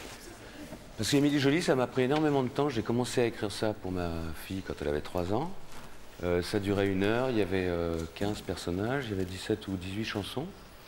Après, on m'a demandé de faire un show à la télé avec Jean-Christophe Averti que j'ai fait. On m'a demandé un spectacle, puis 2, puis des tournées. En fait, ça m'a pris 8 ans de ma vie. Donc je me dis 8 et 8, ça fait 16, j'hésite encore. D'accord. Est-ce que vous avez été, je sais pas, tenté de revenir à vos enfants, ou une fois que votre petite fille avait grandi, vous ne pensiez plus aux autres, vous ne pensiez qu'à elle et vous... J'ai eu un petit garçon après. Ah d'accord. Et en fait, Emilio Jolio. Hein Emilio Jolio. Emilio Jolio. Deuxième album. Il a de quoi être jaloux alors s'il a... Il s'arrête, il faut lui arracher les piles à lui. Non, j'ai écouté tout ce qui s'est dit. Ce que je voudrais dire, il y a 2 ou 3 choses que je voudrais dire. Je pense que, comme disait Claude Nougaro, il y a de commercial que dans l'intention. On peut dire la même chose pour les chansons pour enfants, c'est-à-dire il y a d'enfantin que dans l'intention. Il est vrai que moi, personnellement, enfin, je n'ai fait qu'Émilie Joly, mais je me suis pas dit je vais faire une chanson pour enfants. Je me suis dit je vais faire quelque chose qui plaît, qui va plaire à quelqu'un que j'aime. Peu importe l'âge. Et c'est vrai que par exemple dans les chansons de Brassens, qui est l'idole de ma vie, il y a des tas de chansons qui peuvent ou qui plaisent aux enfants. La chasse aux papillons, le parapluie, l'orage. C'est pas des chansons que Georges avait écrites pour les enfants, mais elles sont arrivées jusqu'à eux. Donc je pense qu'une fois de plus, on parle beaucoup plus de commerce que de vraies chansons ou de vrais artistiques. Tout à l'heure aussi, j'ai entendu une chose, c'est... Enfin, en gros, là, les gens qui sont là, il y a 2 sortes de gens. Il y a ceux qui passent à la télé, beaucoup, un peu, et puis pas du tout, quoi. Et là, c'est ça la différence. La différence, c'est la médiatisation des chanteurs. Oui, il y a quand même des différences de style. Il y a quand même des différences de style. Bien sûr, il y a des différences de style. Mais par exemple, si le monsieur-là ne passe pas beaucoup à la télévision, on va dire oui, c'est... Non, c'est pas moi. C'est pas toi. Toi, tu passes trop, même. Non, si nous, on passe. Enfin, là, t'es passé midi, pour. Voilà, ça, dans les non, créneaux. tu vois. Non, lui, il est passé pour 2 ans, là, on est tranquille. C'est ça. Ce que je veux dire, c'est que si c'était l'inverse, si tu passais plus que Dorothée, on dirait ah oui, mais c'est une question de style. Je crois pas. Je crois que les chansons, ce sont des bouteilles à la mer avec des messages à l'intérieur et que quelqu'un, à un moment donné, les prend ou ne les prend pas, quoi. C'est vrai. Ça me fait pleurer, moi. Vous êtes, je l'ai dit, donc responsable de l'unité jeunesse de la 5e chaîne de la connaissance. Quels seraient pour vous les ingrédients nécessaires à une émission de chansons pour enfants sur une chaîne comme la 5e? Bah, j'ai déjà un peu répondu. C'est vrai que, bon, on dispose d'analyses, d'études. On travaille aussi en harmonie avec des psychologues pour enfants. Mais en fait, le fond du truc, c'est d'aimer les gens ou de les respecter les gens à qui on s'adresse. Et moi, c'est vrai que si j'aime une chanson, je pense qu'elle va plaire ou à mes enfants ou à ceux qui vont regarder les programmes qu'on essaye de faire. Plaira à tout le monde. Bien sûr que je ne vais pas aller chercher un truc compliqué ou dégoûtant ou surtout qui a un message, par exemple. parler des messages. Qu'est-ce qui est dégoûtant pour vous, Philippe? Ce qui est dégoûtant, par exemple, c'est un message raciste. Oui, d'accord. J'ai pas envie de faire écouter à un petit enfant de 5 ans une chanson qui provoque la haine ou le dégoût de la différence. Je pense que ça serait honteux de faire ça. D'accord. À part ça, on peut tout dire. Ok. Professeur. Il y a une chanson dangereuse de Georges Brassens qu'il ne faut pas faire écouter aux enfants. C'est « Au pied de mon arbre, je vivais heureux ». Parce que tu sais que le jour d'orage, la foudre, elle tombe sur la tête. On va apprendre ça aux enfants.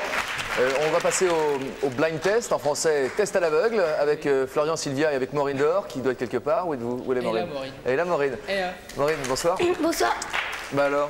Moi, je voulais juste me présenter à la moitié de ces messieurs-dames qui étaient ici. Ouais. Parce qu'ils n'arrêtent pas de parler de Dorothée comme si c'était l'unique animatrice de la jeunesse. Je voudrais quand même dire juste une chose. Non. Voilà, Maureen. Il y a la petite. Messieurs, dames. Maureen Dor. L'immense Maureen Dor. Non, on parle de Dorothée chanteuse. Hein. Non, c'est pas ça. Non, mais quand vous parliez, quand vous disiez que qu'il y avait qu'elle, qu'il y avait que ces chansons qui passaient dans ces émissions. Moi, j'anime des émissions pour la jeunesse. Vous disiez qu'il n'y avait rien pour les tout petits. Personnellement, il y en a, c'est à 7 h du matin. Vous n'êtes peut-être pas debout à cette heure-là. Eux le sont. Ça existe, les enfants le sont. Ce sont des émissions qui marchent très très bien. Et ce que je voulais dire surtout, c'est qu'à part Henri Dess, jamais je n'ai reçu d'invitation. L'agence Regard, elle arrête pas de t'appeler. On est au Palais des Glaces pendant 5 mois. L'agence Regard appelle la production tous les jours et on n'arrive pas à le faire. Et ce que je voulais dire, c'était que... Non. Personne. J'ai appelé encore ce matin, t'étais pas là. Qu'est-ce que tu foutais ce matin? Elle est au boulot. Attendez, ok. T'es au bistrot avec des mots. C'est qu'il y a un problème, mais je voulais juste vous dire, c'est que... On vient quand on veut, bah d'accord, on vient, ouais. Plus je vous entends, et plus c'est vrai que j'ai envie justement d'en faire passer. Allez, on y va, Maureen. Allez, va rejoindre Florian Silvia. Puisqu'il y a quand même des gens qui vous connaissent pas, on va vous faire écouter. Donc voilà, hein. On va faire... Qui est testé alors? Ah bah, qui est testé? Il y en a qui sont ici, il y en a qui sont pas ici. On va demander, aux parents, aux enfants de reconnaître, enfin un petit blind test. Bon, le but du jeu n'est pas de marquer des points, de gagner des cadeaux, c'est pas comme ça que ça se passe. On va passer des extraits de chansons des gens qui sont là, certains, d'autres qui sont pas là, et pour montrer que la production enfantine est en fait assez variée, et qu'il y en a pour tous les goûts. Donc essayez de nous dire qui c'est, essayez de nous dire surtout si vous aimez ou pas, vous qui êtes ici, dans le public et les invités également. Vas-y Maureen, hein. Bon, mais voilà, on envoie la première musique. Je connais ça. Ah, il y a des réponses, Le premier, c'est un petit monsieur. Va voir les petits. Alors. Émilie Jolie. N'hésite pas à bouger, Maureen, avec ton micro, si tu veux aller voir les petites filles qui lèvent le doigt. Henri Salvador. Monsieur, il y avait un petit bonhomme, le premier à voir. Viens, toi. Toi, t'étais le premier à voir. Tu savais qui c'était. Alors, c'est qui a chanté? Elle est animatrice pour enfants. Hein, bon, ben alors, c'était qui? Mais il sait pas, arrête de lui faire peur. C'était le hérisson, c'était un extrait d'Émilie Jolie. Je connais pas, il y a 15 ans, elle a été faite cette chanson, il sait pas encore, tu connais pas? Oui, alors, c'est Philippe Châtel, mais oui, madame, c'était le hérisson. Deuxième extrait. Jolie. C'est un autre genre. Hein.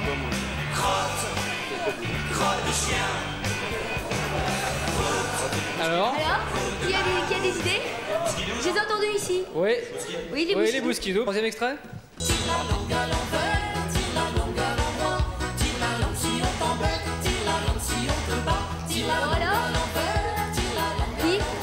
Oui, voilà, tu dis, crie plus fort comme t'as pas de micro.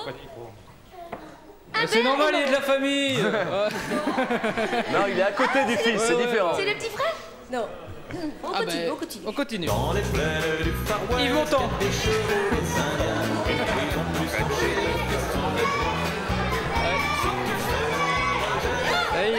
c'est d'Henri Dess. C'était Henri Dess, Far West, le dernier album d'Henri, voilà. Est-ce qu'il y en a de vous qui a un avis avec... Là, la petite jeune fille, elle a un avis. Dis-moi, Minou. Je sais pas, mais pour les enfants de, je sais pas, un petit peu moins de notre âge, eh ben, on trouve peut-être que les chansons d'Henri Dess, c'est rigolote. Il y en a certaines de rigolotes et d'amusantes. Enfin, moi, j'avais une cassette, j'aimais bien quand j'étais petite. T'es trop grande maintenant, t'as quel âge?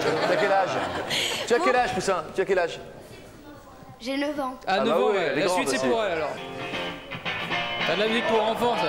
C'est les grands enfants. c'est pour les grands. Alors Quelqu'un a trouvé? Et il y a un tout petit là. Non, il a pas trouvé. Nirvana. Nirvana. Voilà, Nirvana, mais c'est de la chanson, c'est pour enfants. Sur l'album, il y a un bébé, donc regardez, c'est de la chanson pour enfants. Regardez.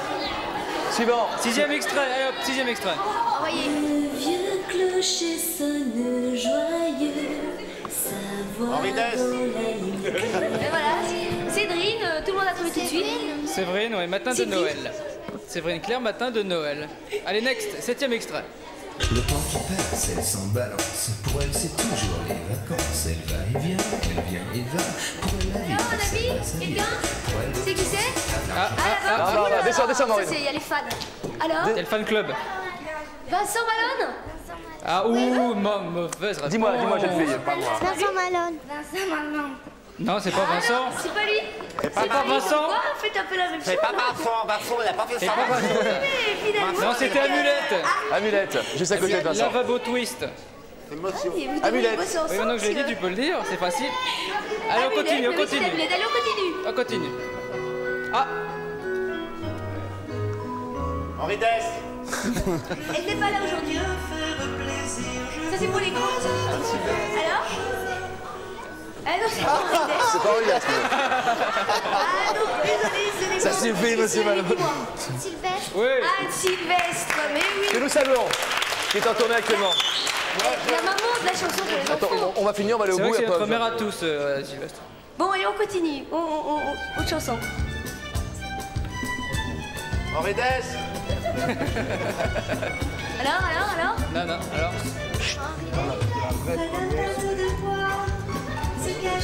Chantal Goya.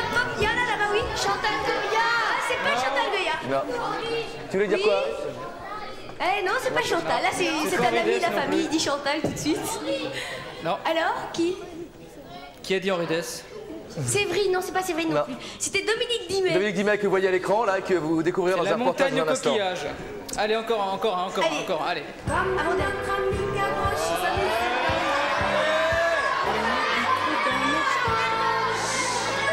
Chantal Goya. Chantal Goya. On enchaîne, on a encore un. Allez, le dernier pour la route, allez. Ah bah...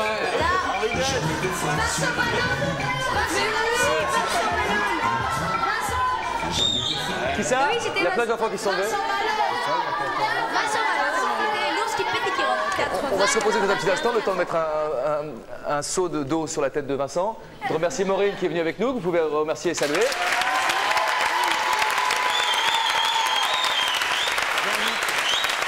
Oui, monsieur, je t'en prie. Juste dire quelque chose, parce que je crois qu'il faut toujours reconnaître les gens qui ont fait les choses avant les autres, et que la première qui n'est pas là aujourd'hui, qui a quand même commencé ce nouveau mouvement de chansons pour enfants, c'est quand même Anne Sylvestre, avec les Faboulettes. Je vous en parlais, moi ma mère m'a terrorisé avec Anne Sylvestre quand j'étais petit. Marie-Josée Neuville, qui est pour moi la première. Et avant Louise Michel. Et Pauline Carton. Oui, Pauline Carton. Et Pauline Carton aussi. Un petit peu avant, on dirait.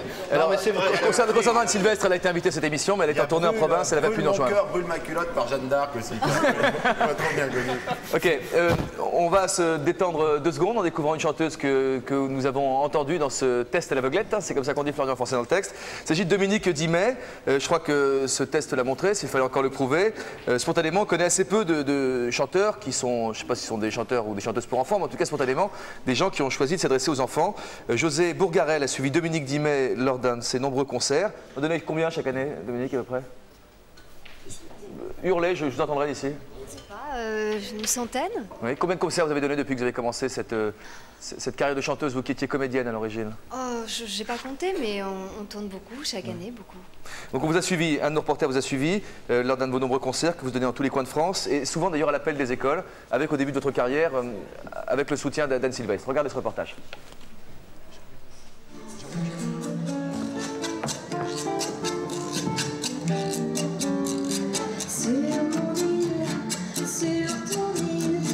Cherche un coin, une ville, suis le fleuve qui s'écoule vers la mer et s'enroule, suis le fleuve qui s'écoule. À travers la chanson, pour les enfants, j'essaye de développer 3 thèmes, si je peux dire, enfin 3 thèmes.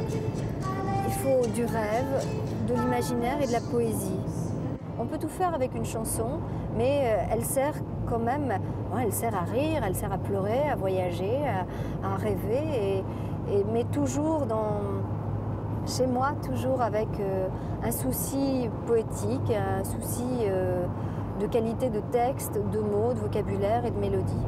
Demain jeudi et vendredi à 10h et 15h, salle polyvalente de Guéret, la municipalité offre un spectacle à tous les enfants de maternelle et élémentaire de la ville. On va aller à un spectacle de Dominique Dimé. Elle va chanter Enfant des îles. Après 10 ans de chansons pour enfants et plusieurs milliers de kilomètres à travers la France, Dominique est maintenant attendue avec impatience. Madeleine, directrice de l'école maternelle à Guéret, est devenue une amie. Les textes interpellent les enfants, les touchent de très près.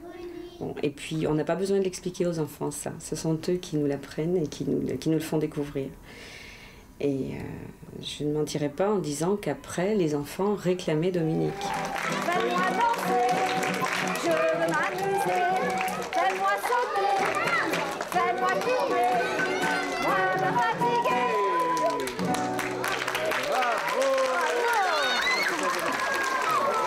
Ça, c'est beau de leur tenir la main, d'être là avec eux.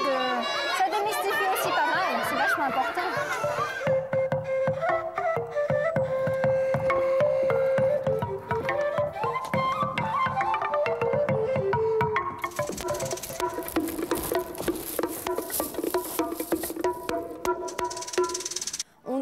Après, la deuxième chose, on sort. Dans cette poubelle-là, il y a le coffre à trésors et la mer. Au départ, c'est le premier type de décor. C'est décor de la rue, décor de la cour.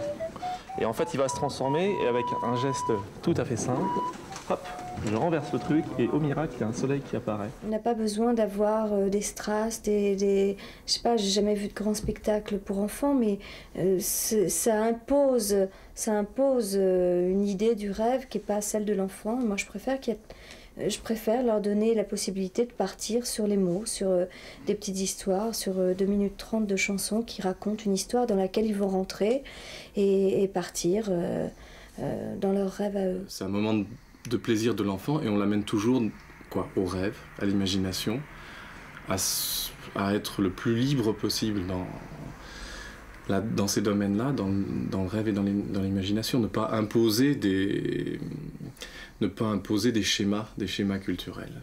C'est surtout ça, moi, qui me fait peur. Tendons nos poignets et nos mains pour aider nos cousins à vivre mieux demain, grandir sans avoir peur.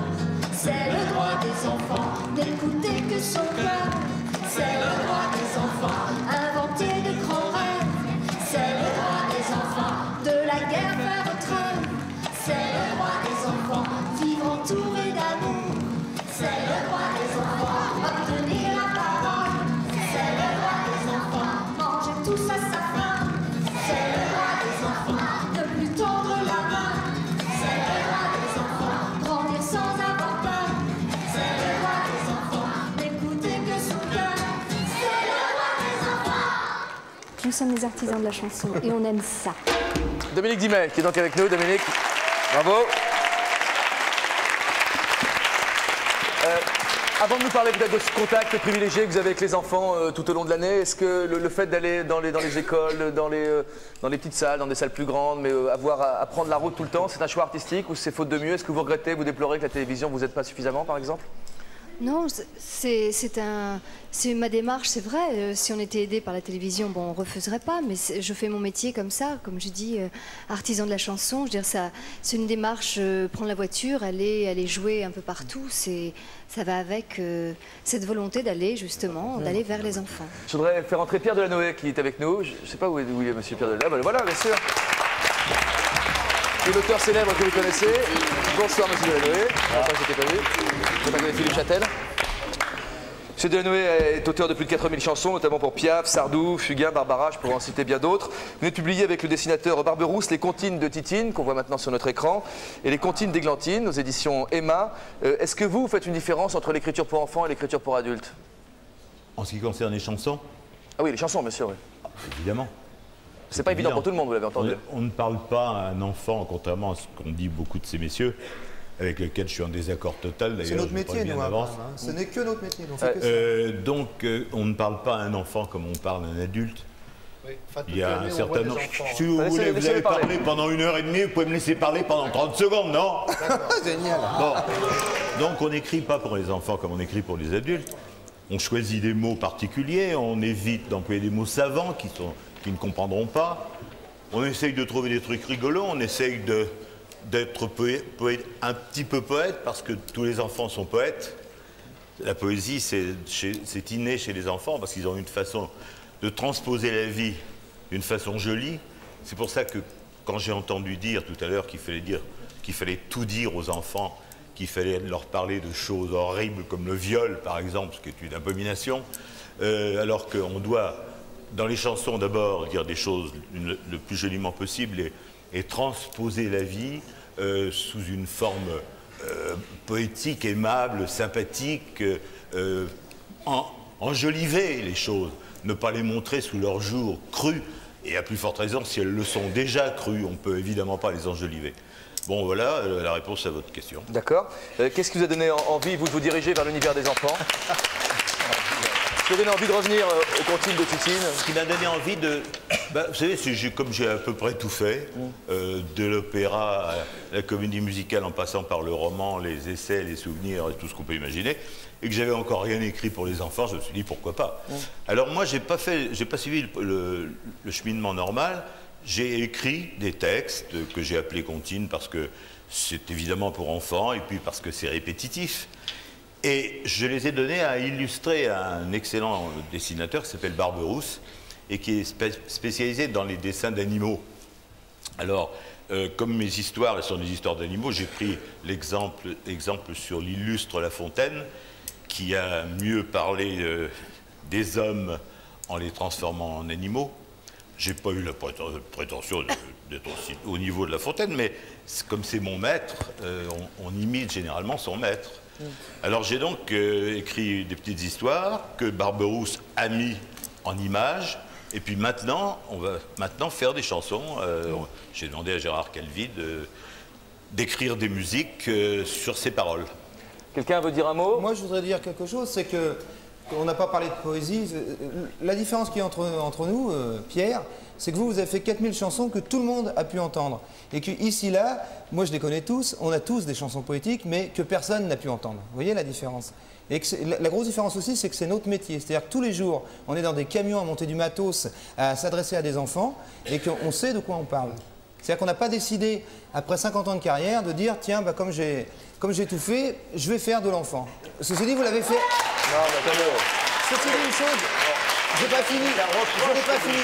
Je n'ai pas fini. C'est un reproche que vous faites. Je n'ai pas fini. Une chose très importante, c'est que vous avez mis la chanson pour les enfants en fin de carrière. Et c'est ce que je disais à Jean-Luc au début, le spectacle pour enfants est considéré comme un sous-spectacle. J'ai tort de le faire. Je n'ai pas dit ça. Bien sûr, vous avez le droit de le faire. Comme un sous-spectacle. Voilà, il est là le problème. Est-ce que vous considérez la chanson comme... Je vois pas le problème, moi. Pourquoi j'aurais pas le droit d'écrire des paroles de chansons en fin de carrière? Vous êtes marrant, vous, non? Non, mais vous l'avez pas fait au début. Non, mais la question, il y a une question quand même. Est-ce que écrire une chanson pour enfants, c'est en dessous d'écrire une chanson pour adultes? Pas du tout. C'est beaucoup plus difficile. Enfin, c'est pas beaucoup plus difficile. Si on a un sujet, si on connaît bien un sujet, c'est facile aussi bien pour les adultes que pour les enfants. Et si on n'a pas de sujet, si on est sexe devant une feuille de papier, eh ben c'est aussi difficile pour les uns que pour les autres. Non, c'est autre chose, c'est une autre façon de s'exprimer. C'est très différent. Quand j'étais gamin, on m'apprenait à l'école, dans les écoles de musique, des chansons comme « Ils ont de la maillette dessous leurs souliers », ça me débectait, ça m'intéressait pas. On jetait des boulettes aux profs.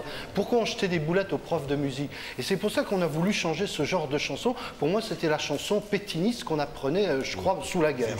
Les trucs qui marchons en avant, allons dans le vent, et ben ça, on nous apprenait encore ça en 60. Ça nous intéressait pas, on voulait des histoires pour de vrai de la vie actuelle. C'est la chanson Scout. Levez-vous si vous voulez. Scout. Mais même pas Scout, parce que Scout, il chante Gremmelreich maintenant. Pour enfants, plus grand chanteur pour enfants, enfin l'auteur-compositeur pour enfants, je crois que Pierre Delanoë, c'est Trenet. C'est Charles Trenet, parce que boum, quand notre cœur fait boum, tout avec lui dit boum. Attends, il y en a un deuxième, il y a Salvador. Et Salvador. Et Pierre Mais Trenet est arrivé avant. Et Perret. Et Trenet, c'est avant. Et puis le Jardin extraordinaire, c'est la plus belle des chansons pour les enfants. Et Bécassine. Il y a une dame qui s'est levée derrière vous, Jean-Jacques. J'en prie, si vous voulez bien vous présenter. J'essaye d'intervenir. Vous avez mal aux fesses vous aussi, les sièges sont trop durs. Au bras, d'accord. Je sais d'ailleurs plus vraiment ce que je voulais dire. Ah bon ce qui est important. Non, je voulais surtout, ça fait 1h30 qu'on voit les chanteurs pour enfants sont-ils responsables. C'est une question que je pose cycliquement tous les quarts d'heure, vous avez remarqué. Et vous avez un petit peu répondu, mais je crois que je suis une mère de famille, je suis là pour ça. Et je crois qu'on est surtout responsable de ce qu'on présente aux enfants. Et j'ai entendu Didier Noblet, c'est ça Didier, qui disait qu'en dehors de les absents et de gens dont c'est évident sur les murs de Paris et de province qu'on ne peut pas les louper, on a beaucoup de problèmes pour savoir ce qui plaît, ce qu'on peut écouter. C'est pas évident d'aller dans un magasin de disques et de dire faites-moi écouter ci, ça, ça. Donc il faut être disponible, avoir une démarche pour chercher des choses, pour essayer de présenter un maximum de choses aux enfants, parce que c'est que comme ça qu'ils vont se faire une idée et se cultiver entre guillemets, si je veux dire. Donc ça c'est vachement important. Comme quand vous n'avez ni le temps ni l'énergie pour le faire, vous allez prendre les premières choses qui viennent au Carrefour, excusez-moi. Au grand magasin. Vous rentrez chez un disquaire et vous lui demandez qu'est-ce qu'il y a d'intéressant comme disque. Alors, et vous écoutez le début. D'accord, je le fais. Non, moi je fais l'avocat du diable. Donc déjà, il y a des gens pour qui c'est pas du tout évident ni d'avoir le temps ni l'idée de le faire. Donc c'est une démarche quand même assez volontaire. D'autre part, c'est vrai que nous on est responsable de ce qu'on leur présente. Pas simplement vous, je sais pas, c'est un peu une question piégeuse. Pas seulement les chanteurs, les parents aussi. Évidemment, on a dit, c'est nous qui achetons. Moi j'ai 4 enfants. Je suis en plein dans la tranche d'âge où c'est pas eux qui achètent. Donc 8, 6, 4, 20 mois. 3. Donc j'achète, je suis très consommatrice. Moi je fais cette démarche d'aller voir des choses. J'essaye, ils écoutent autant de chanteurs pour enfants qui composent spécialement pour les enfants. Henri Dess, ils sont grands fans de Malone. Et ils écoutent aussi de la musique classique parce que c'est pour moi important. Ils écoutent Nirvana aussi? Pas encore, mais à 12 ans, moi, c'est une question que je pose. Ouais, ils écoutent les Beatles parce que c'est peut-être plus mon feeling. Ils écoutent les frères Jacques, ils écoutent Bobby Lapointe. Où est le problème? Je sais pas finalement. Si, madame, j'ai du mal à découvrir des nouveaux artistes qui arrivent sur le marché. Je veux simplement insister sur cette phrase qu'on voit depuis tout à l'heure, qui est visiblement le but et puis de dire aussi qu'on a nous une responsabilité. Je sais pas, j'interviens en tant que témoin, mais enfin si c'est pas intéressant ce que je dis. C'est bien. Henri Dess, bravo. Henri. Attends, il y a un poussin qui est pas là-haut. Éric Bernard peut nous rejoindre? Bonjour. Éric Bernard est animateur radio tous les dimanches de 14h à 16h sur Radio Bleu. Vous animez une émission pour les enfants, même si cette radio n'est pas vraiment spécialisée pour les enfants. On va parler de radio ce soir, c'est dommage parce que c'est vrai, mais on commence, la télé c'est important. Si justement certaines personnes ici ne sont pas assez connues, c'est parce qu'on ne les voit pas à la télévision et parce qu'on ne les entend pas à la radio, malheureusement, puisque les adultes ne s'intéressent absolument pas aux enfants à la radio. C'est clair, net et précis. Qu'est-ce qui guide vos choix dans les chansons que vous passez à l'antenne? Déjà, c'est mes oreilles. Je suis père de 2 enfants. On travaille en relation avec beaucoup d'enfants qu'on a au téléphone, le courrier, les réactions directes, les petits copains autour de moi, parce que j'ai toujours beaucoup d'enfants qui m'entourent. Et puis après, c'est les oreilles. Et puis moi, j'ai le recul par rapport à certains adultes, parce que c'est vrai que là, le débat a l'air de devenir sérieux et tout. Et on se dit que les enfants deviennent des petites choses dont on parle comme ça, on décide pour eux. Moi, je voudrais simplement déjà juste dire un truc avant de répondre à votre question. Les enfants, t'entends, il faut leur lâcher les baskets. Les enfants, c'est les instituteurs, c'est les parents, c'est les éducateurs, c'est les professeurs. De temps en temps, il faut leur lâcher les baskets. Les enfants, des fois, ils ont besoin de récréation. Les enfants, des fois, ils ont besoin de prendre un disque. Celui qu'ils ont envie de prendre, le mettre dans la platine, monter le son et d'écouter. Les enfants, ils ne sont pas toujours obligés d'être entourés d'adultes qui leur disent « fais ceci, fais cela, écoute ça, écoute comme ça ». Il faut leur lâcher la grappe, les mômes. Là, on est tous en train de parler, et pour l'éducation, patati patata. Mais un môme, c'est pas que de l'éducation du matin au soir. Un môme, avant l'école, il a besoin d'avoir la tête libre. Après l'école, il faut qu'on lui lâche les grappes. La grappe. Les grappes aussi. Ok. Bon. Moi, je fais une émission. Je fais une émission pour les enfants à la radio, une émission qui s'appelle Récréa Bleu, c'est sur Radio Bleu tous les dimanches de 14h à 16h. Je suis actuellement la seule émission de radio pour les enfants, hein. C'est quand même assez incroyable, quoi. Il a existé Superloustic à une époque, dont je m'occupais des programmes, cette radio a disparu, bon, et puis depuis, plus rien. Et quand on parle aux adultes, quand on dit aux adultes, je fais de la radio pour les enfants, ouais. Et les gens vous regardent en vous disant, ah ouais, autrement comme métier, qu'est-ce que vous faites? Mais ça reflète exactement, c'est-à-dire les mômes, c'est mignon, on leur passe la main sur les cheveux comme ça en leur disant les petites têtes blondes, mais les petites têtes blondes, ils sont d'abord, ils ne sont pas tous des petites têtes. Pourquoi vous occupez d'eux? Pourquoi vous avez fait une émission spécialement pour eux s'il faut avant tout leur lâcher la grappe? Nous, c'est une émission où ils sont là pour s'éclater. Moi, je ne suis pas un professeur, je ne suis pas là pour l'éducation. C'est bien, ok, je laisse l'éducation aux gens professionnels de l'éducation. Moi, je suis là pour leur donner 2 heures de rigolade, de récréation, 2 heures où on se moque des adultes, où on se moque de la publicité, parce que la publicité emploie les mômes pour vendre une voiture, de la lessive ou n'importe quoi. On voit toujours des mômes, on se demande ce qu'ils viennent foutre là. Je suis désolé Vincent, je sais que t'es dans la peau. Vincent Balou, je sais que t'es dans la pub. Non, je te casserai la gueule. Mais parce que j'aime beaucoup Vincent Balou. Moi, tu comprends, ça commence à suffire. Nous, c'est 2 heures de récréation, 2 heures de rigolade, 2 heures de recul, 2 heures où on dit on est tous des mômes. Et nous, on a des grands-parents, parce qu'on est sur Radio Bleu, qui est une radio pour les plus de 50 ans, pour les seniors. On a des grands-parents qui interviennent, qui jouent avec les mômes, qui deviennent des mômes à l'antenne. Et on laisse tomber, on se pose même pas de questions de savoir caca, pipi. Les mômes ont envie de le dire, ils le disent, et puis c'est tout. On leur lâche la grappe, c'est la récré. Maureen, tu voulais répondre? Je voulais juste dire que vous n'êtes pas le seul à faire une émission de radio pour les enfants, parce que William Lémergie fait une excellente émission. Oui, mais c'est sur les enfants, c'est sur les enfants, William Lémergie. Avec des enfants aussi, il a beaucoup de mots d'enfants. William Lémergie s'adresse aux adultes. Et il parle des enfants, nous on s'adresse aux enfants. C'est la différence.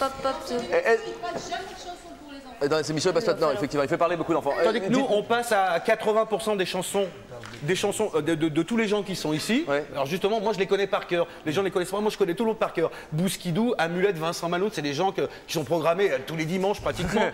Henri Dess, Chantal Goya, mais bien sûr. Oui, je sais. À Superloustic, on passait, je sais pas, 200 titres par jour. Est-ce que vous avez l'impression qu'il est difficile aujourd'hui de faire son trou quand on a un chanteur qui a décidé de plutôt s'adresser aux enfants?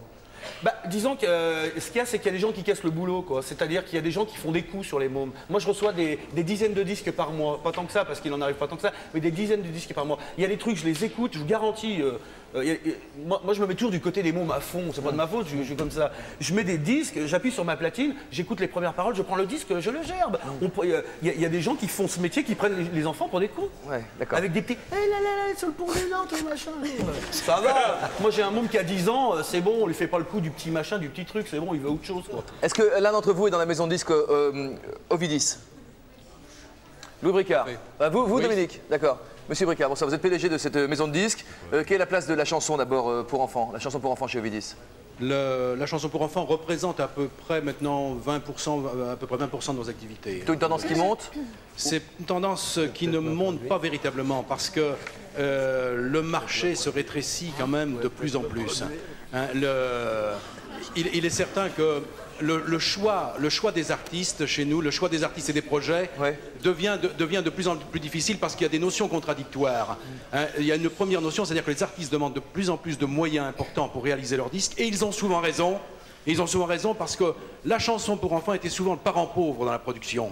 Et le disque pour enfants, c'est souvent le premier revenu musical. Est-ce qu'il y a le marché derrière qui vous permet... Parce que c'est contradictoire. C'est parce que le marché, lui, se rétrécit tous les jours. Hein, les rayons, les bacs chez les disquaires rétrécissent aussi tous les jours. Autrefois, on produisait des chansons pour enfants pour tout un public qui allait de la naissance à 14-15 ans. Ouais. Aujourd'hui, le marché se réduit. On produit pour une tranche d'âge qui va de la naissance à 5-6 ans.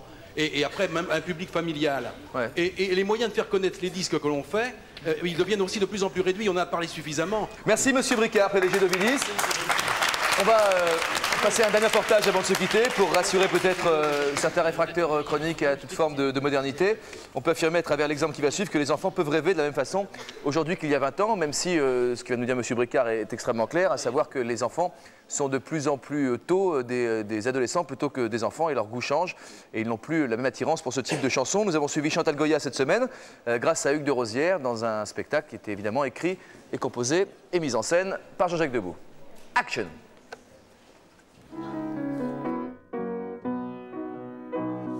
Martine, petit rat de l'opéra, au cours de danse lève les bras.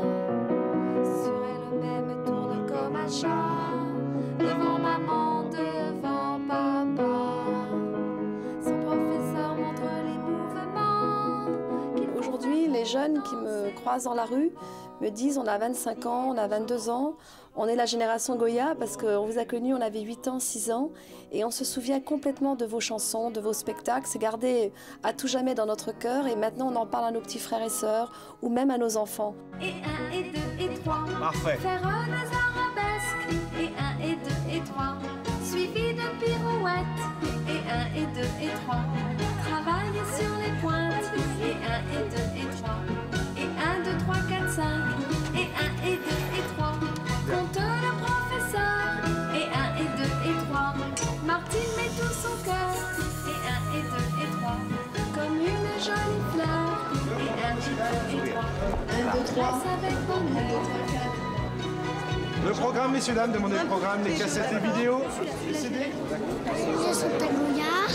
J'aime bien les lapins, les animaux. Je trouve que personne n'arrive à faire quelque chose d'aussi merveilleux.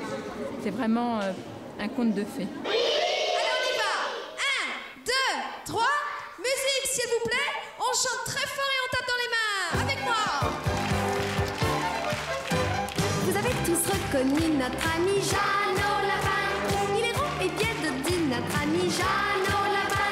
Il n'est pas un loup-garou. Mais nous, on n'a pas peur du loup. Il est doux comme un roux-doux. Mais nous, on l'appelle Loulou.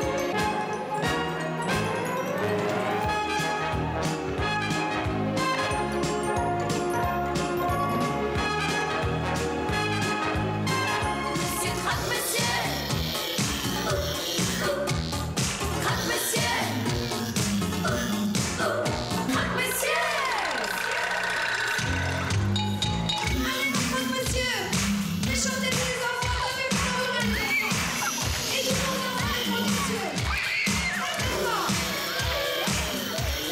Allez, on y va. Oh, mon croque-monsieur, qu'est-ce que t'es beau. Oh, quel beau gars. Allez, viens. Montrez-moi votre robe qui tourne, tournez-vous. Voilà, ça c'est des robes qui tournent. Oh là là, oh là là.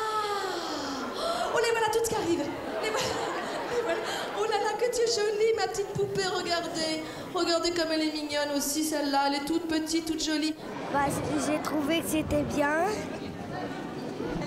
qu'elle était très gentille. C'est qu'elle a des belles chansons. Elle est bien animée. Et puis c'est très animé. C'est un album des années 78.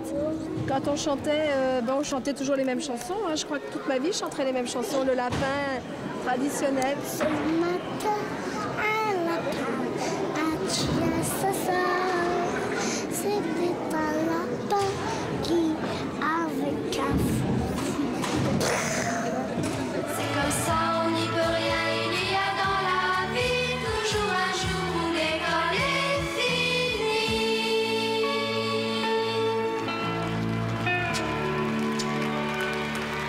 Merci. Merci à vous tous.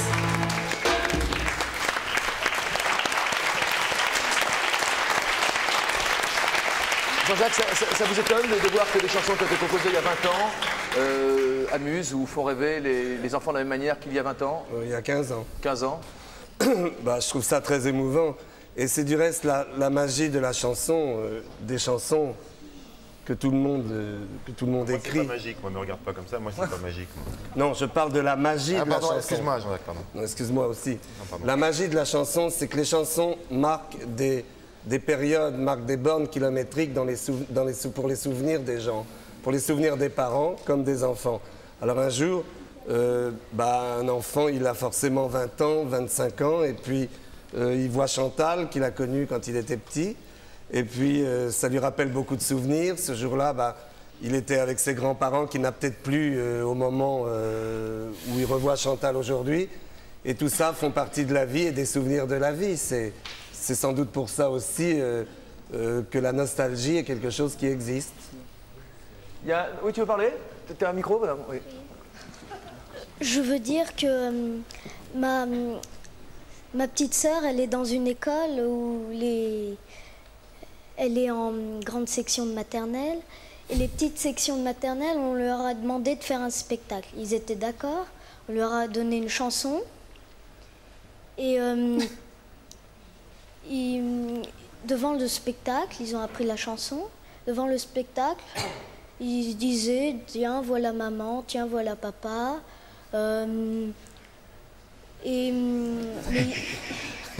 Continue. Ils connaissaient pas enfin, en voyant le public, ils connaissaient pas leur chanson. Ah, parce qu'ils étaient troublés par le fait qu'ils voyaient leurs parents dans la salle. Ouais. Alors ils savaient pas quoi chanter. Alors on voyait la directrice, Vous voulez dire que c'est pas très bien organisé tout ça? Les institutrices qui chantaient derrière et tout. Mais quand on ne sait pas la chanson, on peut leur mettre une autre chanson, comme Au clair de la lune ou Frère Jacques, quoi. D'accord. C'est-à-dire qu'il faut simplifier les choses, il faut savoir simplifier les choses parfois. C'est ça que tu veux dire? Oui. Merci, madame.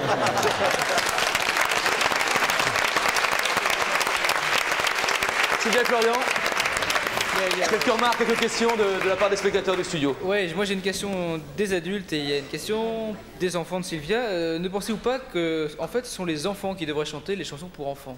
Voilà une question. Et puis quoi encore? Je dis pas ça pour tous vous mettre au chômage, mais... Qui veut répondre à ça? Moi, je pense que ce serait une très très bonne idée. Si je prends mon expérience, quand je fais des petits showcases, des petites représentations à mon niveau pour l'instant dans les hyper ou les Fnac, j'adore que les enfants chantent avec moi s'ils connaissent mes chansons. Et on a adopté le système du karaoké pour mes albums. Et je trouve que c'est quelque chose de très bien. Donc là, on a une jeune adulte sur scène et des enfants qui reprennent. Et puis sinon, vous mettez Jordi sur scène, c'est les adultes qui chantent. Hein, ça marche très bien. Il y a l'école des fans avec Jacques Martin, il en fait chanter n'importe quoi. Excuse-moi, je trouve très très dangereux de prendre un enfant et de lui faire une carrière. Parce qu'à cet âge-là, il n'a pas encore le psychisme assez solide pour pouvoir tenir le coup. Alors, bien évidemment, si on met des enfants dans un disque qui font un chœur ou une chorale, très très bien. Bon, très bien, mais je veux dire, quand on met tout d'un coup un mot, mais qu'on le passe à la télévision et qui tout d'un coup prend une allure de petite vedette, de petit singe savant, je trouve ça très grave parce que plus tard, il va s'en ressentir. Ça va être extrêmement dur pour lui. Et on a quelques cas assez égratignés là-dessus. Je trouve ça un peu grave. Il y a un petit jeune homme qui veut dire un mot aussi. Lève-toi, madame. Il y a dans des écoles par exemple, des gens qui sont dans les écoles primaires, où ils doivent faire un spectacle, et il y a des institutrices qui leur imposent une chanson. C'est la même histoire que et quand ils viennent pour apprendre la chanson, ils ne l'aiment pas. Je trouve ça injuste, mais que ce serait mieux que ce serait eux qui choisissent leur chanson et qui la récitent devant les spectateurs. D'accord. Entendu. On a terminé. Sylvia, Florian. Sylvia ? Ça fait plus d'une heure que je reçois plein de petits messages de tous nos enfants qui sont là. Ils ne demandent qu'une chose, que l'on chante. Alors il va falloir vous mettre d'accord, messieurs, mais je crois qu'ils attendent ça depuis le début de l'émission. Il va falloir nous chanter quelque chose. Tous ensemble, si possible. Et tous ensemble. Suggestion ? Trenet, Brassens, on pense au grand basique. Oui. Oui, tu veux chanter? Exprime-toi, mon petit. Dis-moi, prends bien ton micro sous la bouche, sinon on t'entend pas. Je voulais dire que à l'école, souvent il y a des professeurs qui nous... Et il se défoule là. Qui nous obligent à chanter des chansons que souvent on n'aime pas. J'ai déjà entendu l'histoire, hein. Moi je la connais déjà l'histoire. Et que ce serait bien qu'on nous demande notre avis pour que ça plaise un peu à tout le monde des chansons. Et les manifs, ça donne des idées à tout le monde, hein. Bien joué, madame. On a une chanson. À la fin, c'est pas la toute fin. On va faire entrer Pierre Bellemare, si vous voulez bien, qui suit l'émission depuis le début et qui va nous apporter ses conclusions personnelles, subjectives, lumineuses si vous souhaitez. Ça va, Pierre? Pierre Bellemare, on en a une deuxième après. Moi, je suis un fan, mais je connais pas tous ces disques. Je sais, s'il le fait, ça doit être bien. Non, parce que c'est bon, allez, on va commencer, hein, d'accord. Bon, j'ai pris des tas de notes, drôlement consciencieux. Hein. Donc, je vous ai regardé avec beaucoup d'attention, et d'abord, je voulais dire que toutes les personnes qui sont là ont toute mon admiration, et qu'il y a un mot commun pour finalement désigner ce métier. Je pense que c'est le mot émerveillement. Parce que quand on regardait les reportages que vous avez faits, que ce soit avec Chantal, avec d'autres, lorsqu'on voit les enfants regarder les chansons, y participer, ils sont émerveillés. Bon. Et nous avons besoin de voir nos enfants émerveillés. Ce que nous cherchons dans l'émerveillement de nos enfants, c'est notre propre émerveillement. Parce que finalement, le message que nous donne l'émerveillement des enfants, C'est un message d'amour, un message de paix. Et nous sommes toujours à la recherche de ce message. Il y a tellement peu d'amour dans le monde que lorsque nous avons devant nous l'émerveillement des enfants, c'est un bonheur total. Et il ne peut se produire cet émerveillement, en effet, que dans une certaine paix. On ne peut pas penser à l'émerveillement des enfants, évidemment, de Sarajevo, des enfants yougoslaves. C'est impossible.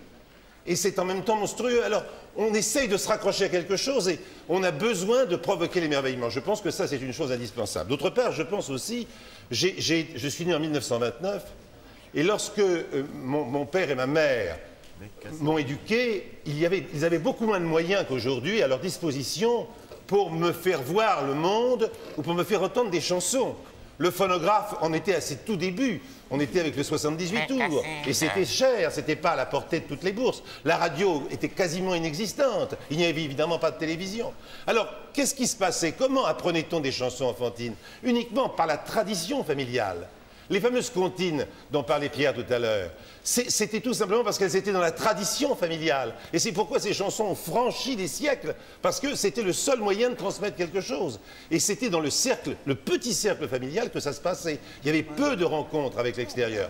Moi, je sais que le grand spectacle extérieur que j'ai vu quand j'ai été gamin, c'est le Guignol du Jardin du Luxembourg. Voilà, ça c'est le plus grand souvenir que j'ai de spectacle extérieur à ma famille. Et je reviens au mot émerveillement. Je dis que ils ne peuvent réussir dans la vie que par leur sincérité, car il faut vraiment être le pire des salauds pour tricher sur l'émerveillement d'un enfant. Donc c'est pas possible qu'ils le soient. Vous voyez ce que je veux dire? C'est impossible. Et c'est ce qui est merveilleux dans leur métier. Voilà, c'est ce que je voulais dire. Très bien, Pierre Bellemare, merci. C'est fini pour ce soir. On va rendre l'antenne. Dans un instant, vous n'oubliez pas le dernier journal, suivi du cercle de minuit avec Madame Laura Adler, que je salue. On se retrouve mardi prochain. Est-ce qu'on se quitte avec une chanson? Quelqu'un veut donner le ton? Qu'est-ce qu'il veut chanter, quoi? Bécassine. Il faut réclamer les enfants. Henri, vous voulez pas faire chanter tout le monde? Moi, je propose qu'on fasse tous Papa-Maman de Brassens. Papa-Maman Brassens? Papa-Maman de Brassens. Vous la connaissez pas, Henri? Ah, bah un peu, je sais pas, j'aime surtout mes chansons, je connais pas trop. Qu'est-ce que vous voulez entendre, les enfants?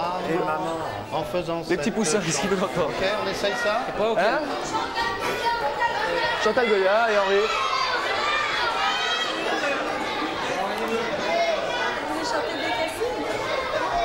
Rien que pour voir Malone chanter. Bon, allons-y pour Bécassine alors. Merci Jean-Luc.